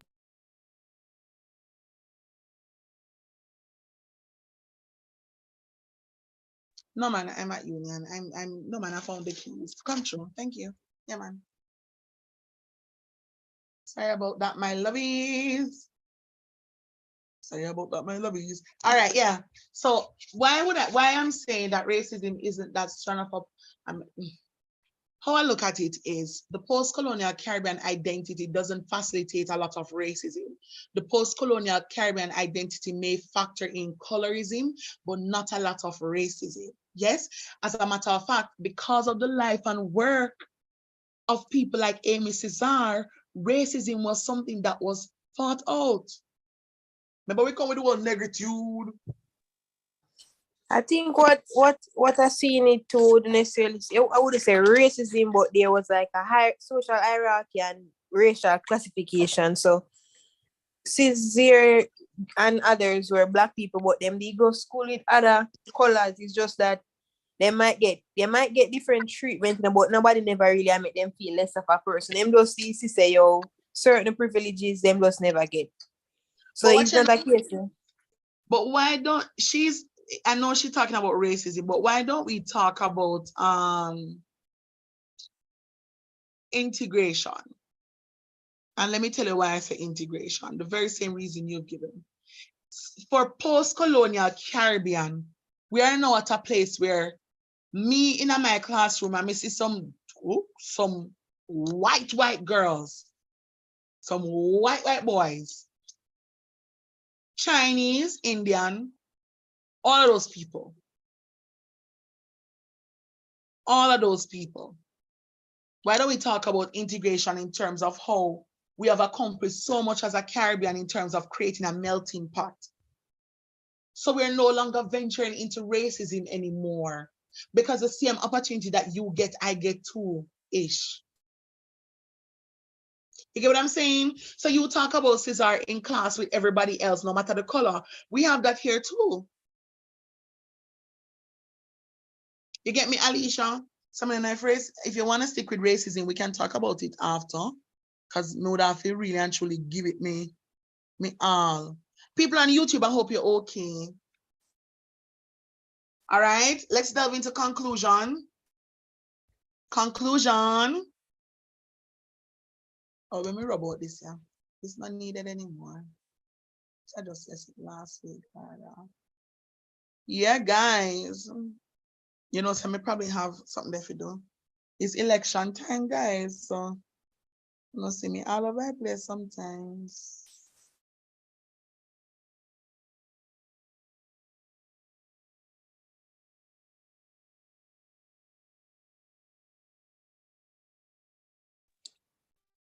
All right, conclusion. So, let me go back up to this. So if we can do 3 to 4 of these based on different themes, you're good with the body of your essay. Yes? Now let's go to the conclusion. In the conclusion, we make a summary of everything. We talk about the importance of the book to understanding Caribbean civilization, and then you answer the question, did you like this book? Did it anyway contribute to your understanding?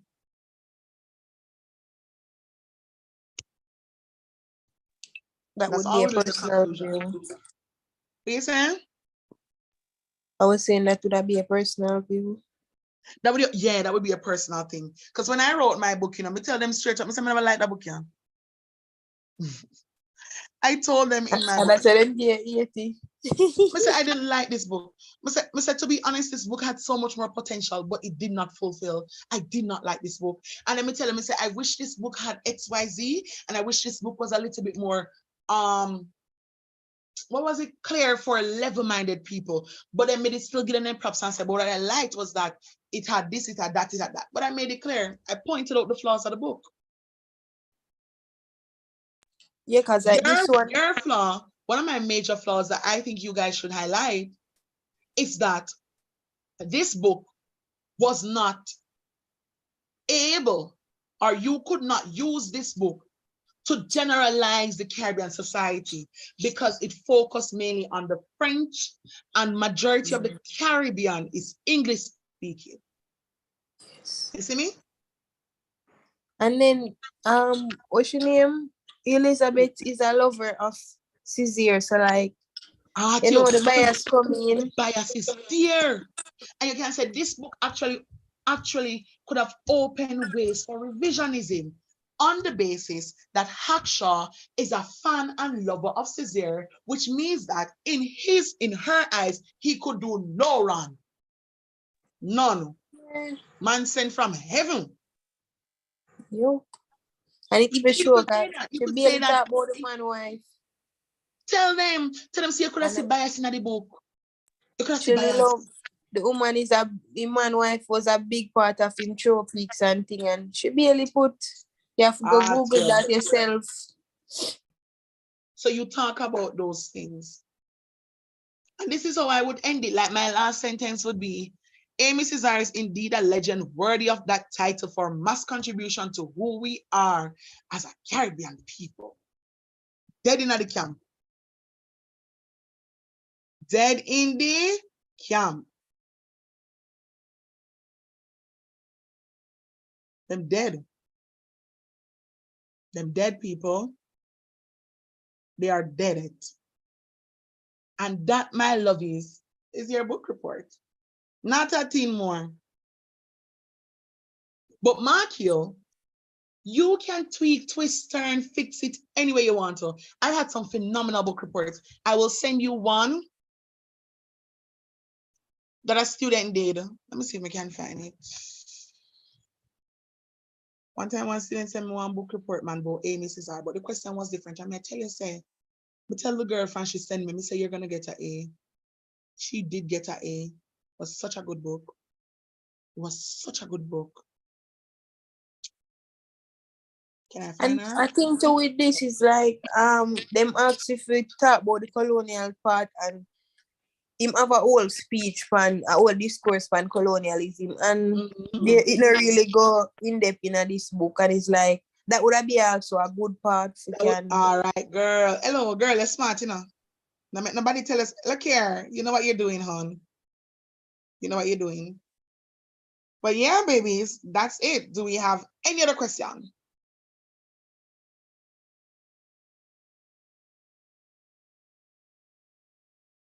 Yes, you may. Yeah, man, so a nice book report here. Yes, you may. Yes, sir. The girl who they attack. Wait, pardon? Oh, I was saying if you could repeat. Oh, I was saying like for the book, Elizabeth wrote about Amy Cesar. Him did have a like when him write him career and them other literary piece that he did a discourse on colonialism, which she didn't really highlight in the book, not even in chapter 3 where she really talk a lot about colonialism, about him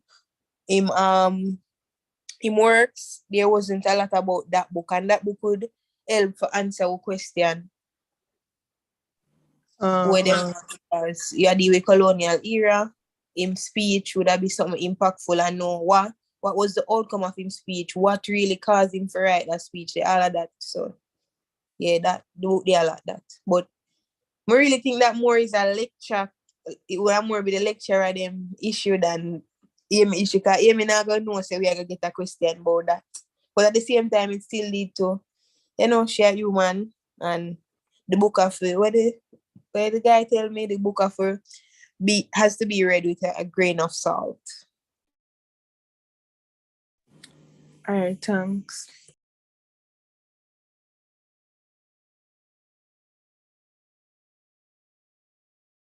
Any other questions?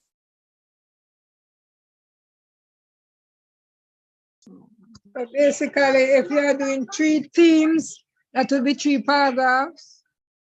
If you have 3 themes, yes, 3 paragraphs, 3 big paragraphs. Okay. Thank you. How much pages? Any other question? Did you say negritude was a suggested theme? Yes, it is. It's up to you if Okay, you want to use it. And you said you'll be sending us these files for guidelines. Yeah, man, I'll send you this one, the one that I have right now. I'll send you this. But remember, this is work that we did together. Yeah. And also, please note in Jesus' name, some of this information is not true. So if you want to, yes. And teacher, run back up your something and give her F. Don't bow to me. No, I wanted just to something there because you had spoke about a few stuff and written down a few stuff, but like whatever I didn't make jottings of myself, just when I revising my essay, I can say, okay, there I have all these points included. I'll send it to you. But don't jot the things them from the body though. Them they are make up. Did you hear what I said? I just want to know what the points I'm not using or example. All right. No yourself, babies. All right. All right. So, do we have any other questions?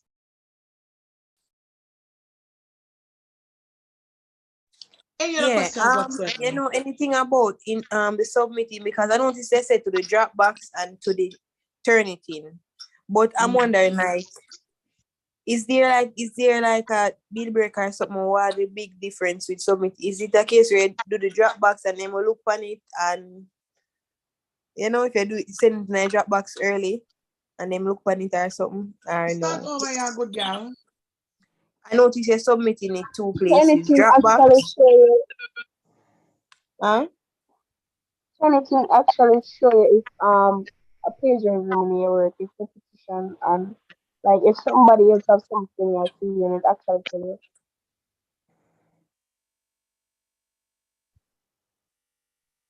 You're muffled. Me I try process what you just say. Me I see if my ear. Turnitin actually, it actually show you if plagiarism in your work. Oh, So if you cite something, if you put something in there, you never cite it properly, Turnitin have to highlight it. So like if I go say they must see where this depend on their website and that. Oh yeah, I know that. But what I mean is I know say for crit, like them did look over before you do your final submission. Then make sure tell us a Turnitin is your final. Like after Turnitin one time, you can do it again, submit it again. So I wonder if there's a case where you could like get one chance to Turnitin. You submitting both, right? The way Miss Michelle was explaining it, the Dropbox is the most important one. The Turnitin now is just for them to see if you plagiarize. I think she was saying there's like a 20 or 30 something percentage plagiarism that they'll accept, like without checking and stuff. But if it passed that mark, they will go in and like check it out. So that's the Turnitin is just for the plagiarism thing, but the Dropbox is the main one.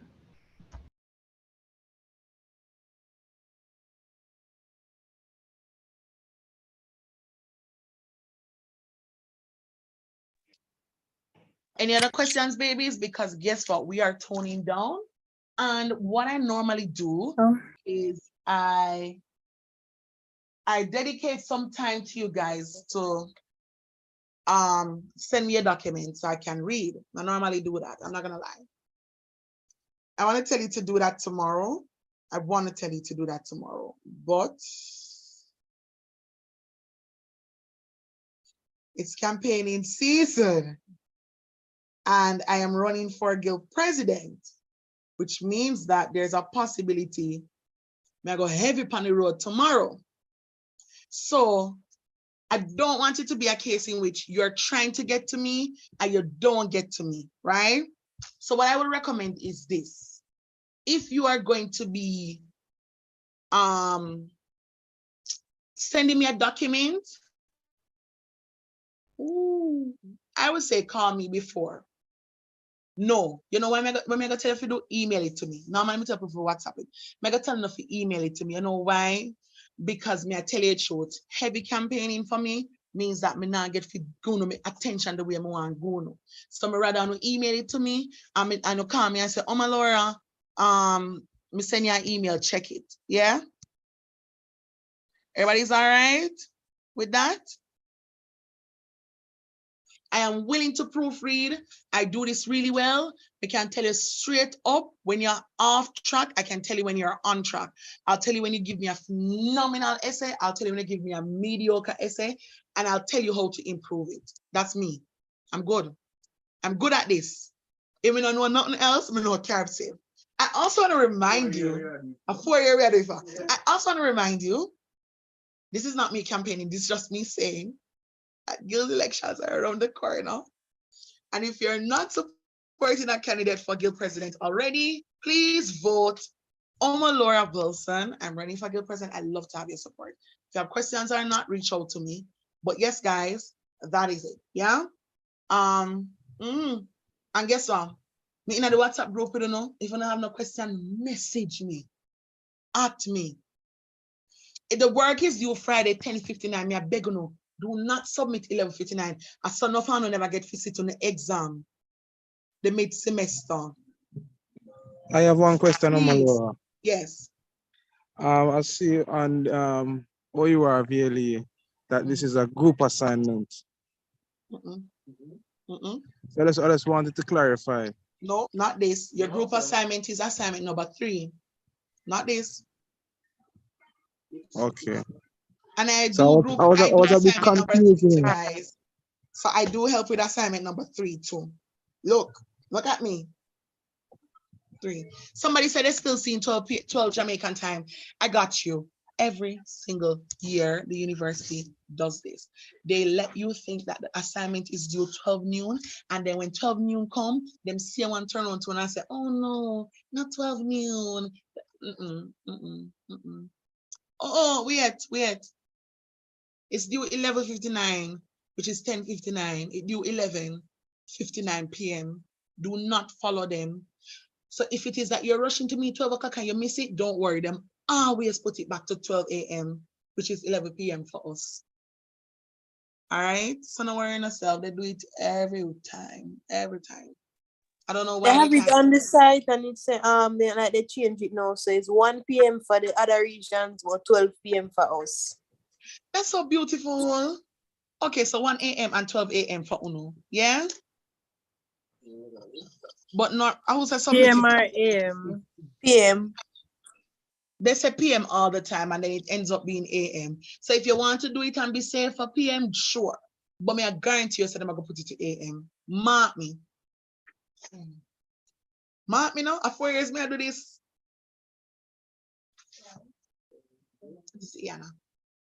But yeah, any other questions, guys? You can always reach out to me. Give me a call. I'm going to share my number. My number is 567 876 567 0913. That's my number. 5670913. That's my number. My email. Yes, baby. Sorry, not to cut you. When you were referring to 12 a.m., you mean like not the noon? Like you're talking about the AM Saturday, period in terms of right, Saturday. Okay, right. cool.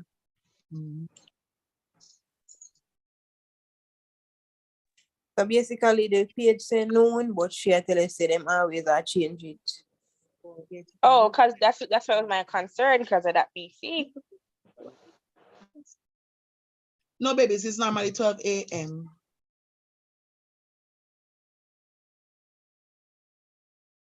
Yeah?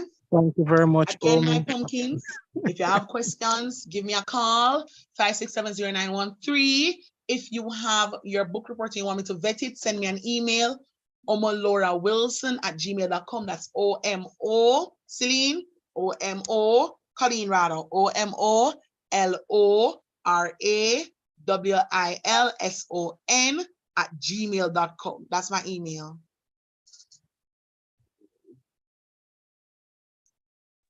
Remember to send the documents. Yeah, man, I send the document in the group right now. Right now, watch me save it. Save. Send it in the group, all right? Give me a call, guys. Oh, I lie. DM me per Instagram.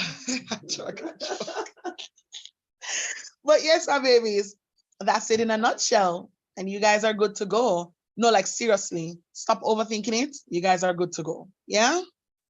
And if you're still confused and concerned, message the good girl and vote. Vote Friday for me, they do.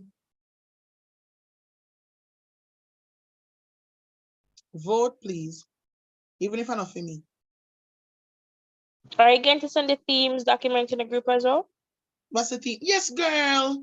Okay. Girl, I'm sending everything. I'm sending the themes. I'm sending the transition words. I'm sending the document where we do together. Let me have one next one. Everything when I have, may I send to you. Watch. As a matter of fact, after, let me send it right now. Right now, I'm sending it. Yes. I'm sending it right now. So let me just send it off. Let me see if my screen has shared the entire screen. Let me stop share. And I'm gonna send it. I'm sending it to you guys. And I'm gonna attach Amy. And attach Amy intro overview. Amy intro overview book guide. Yeah, 4 documents. I'm sending 4 documents to you guys now. Yeah.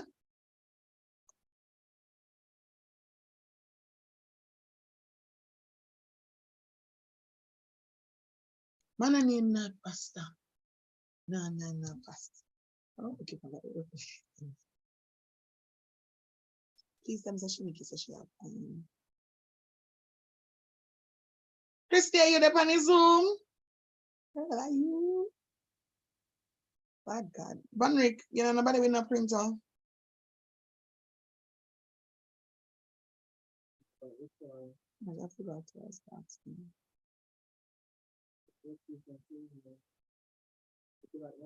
You sent the document already, Omi? I send in now, babies. That everywhere locked down. And not at 24, you know, they used to have 24 pre-COVID. Late in the night. All right, see it here, guys. One thing, I don't know if you use it one. I really don't. I think I thought, man, you're a big girl. All right, let's see. Amy, done. Now let's see. Oh, wait. I forgot to resend Amy because Amy different this year. Sorry.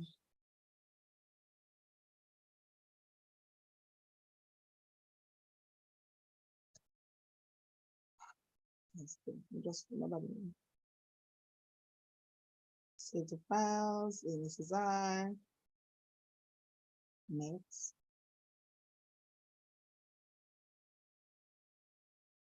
Save the files. Are coming, guys.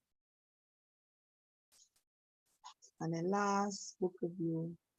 Save the files. Deidre, you go away? Yeah. So nobody left me yet. Sure, can him come? All right, I send in all the Caribbean groups. I send in the first in Son. Carib Save group, not Caribbean. You get what I mean?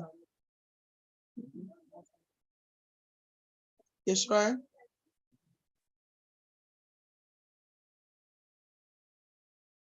And I send in the Carib Save Thursday 10 to 12 because something there in there. Dr. Hall, I'm in a one sheet.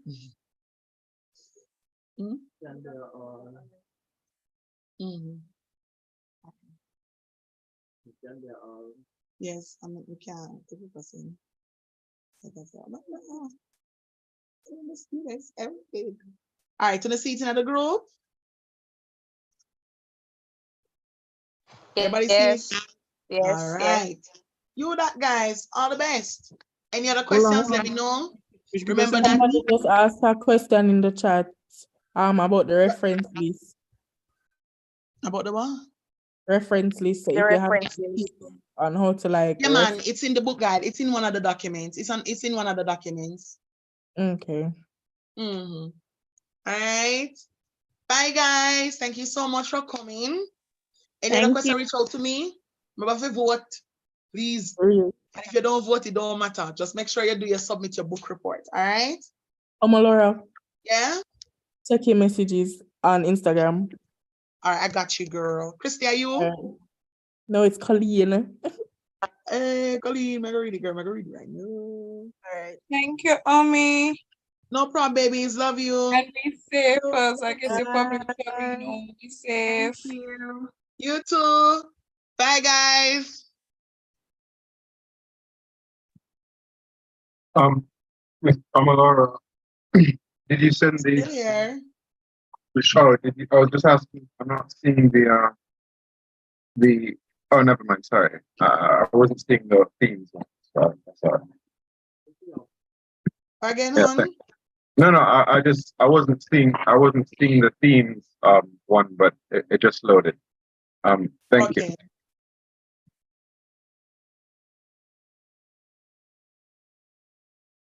All right.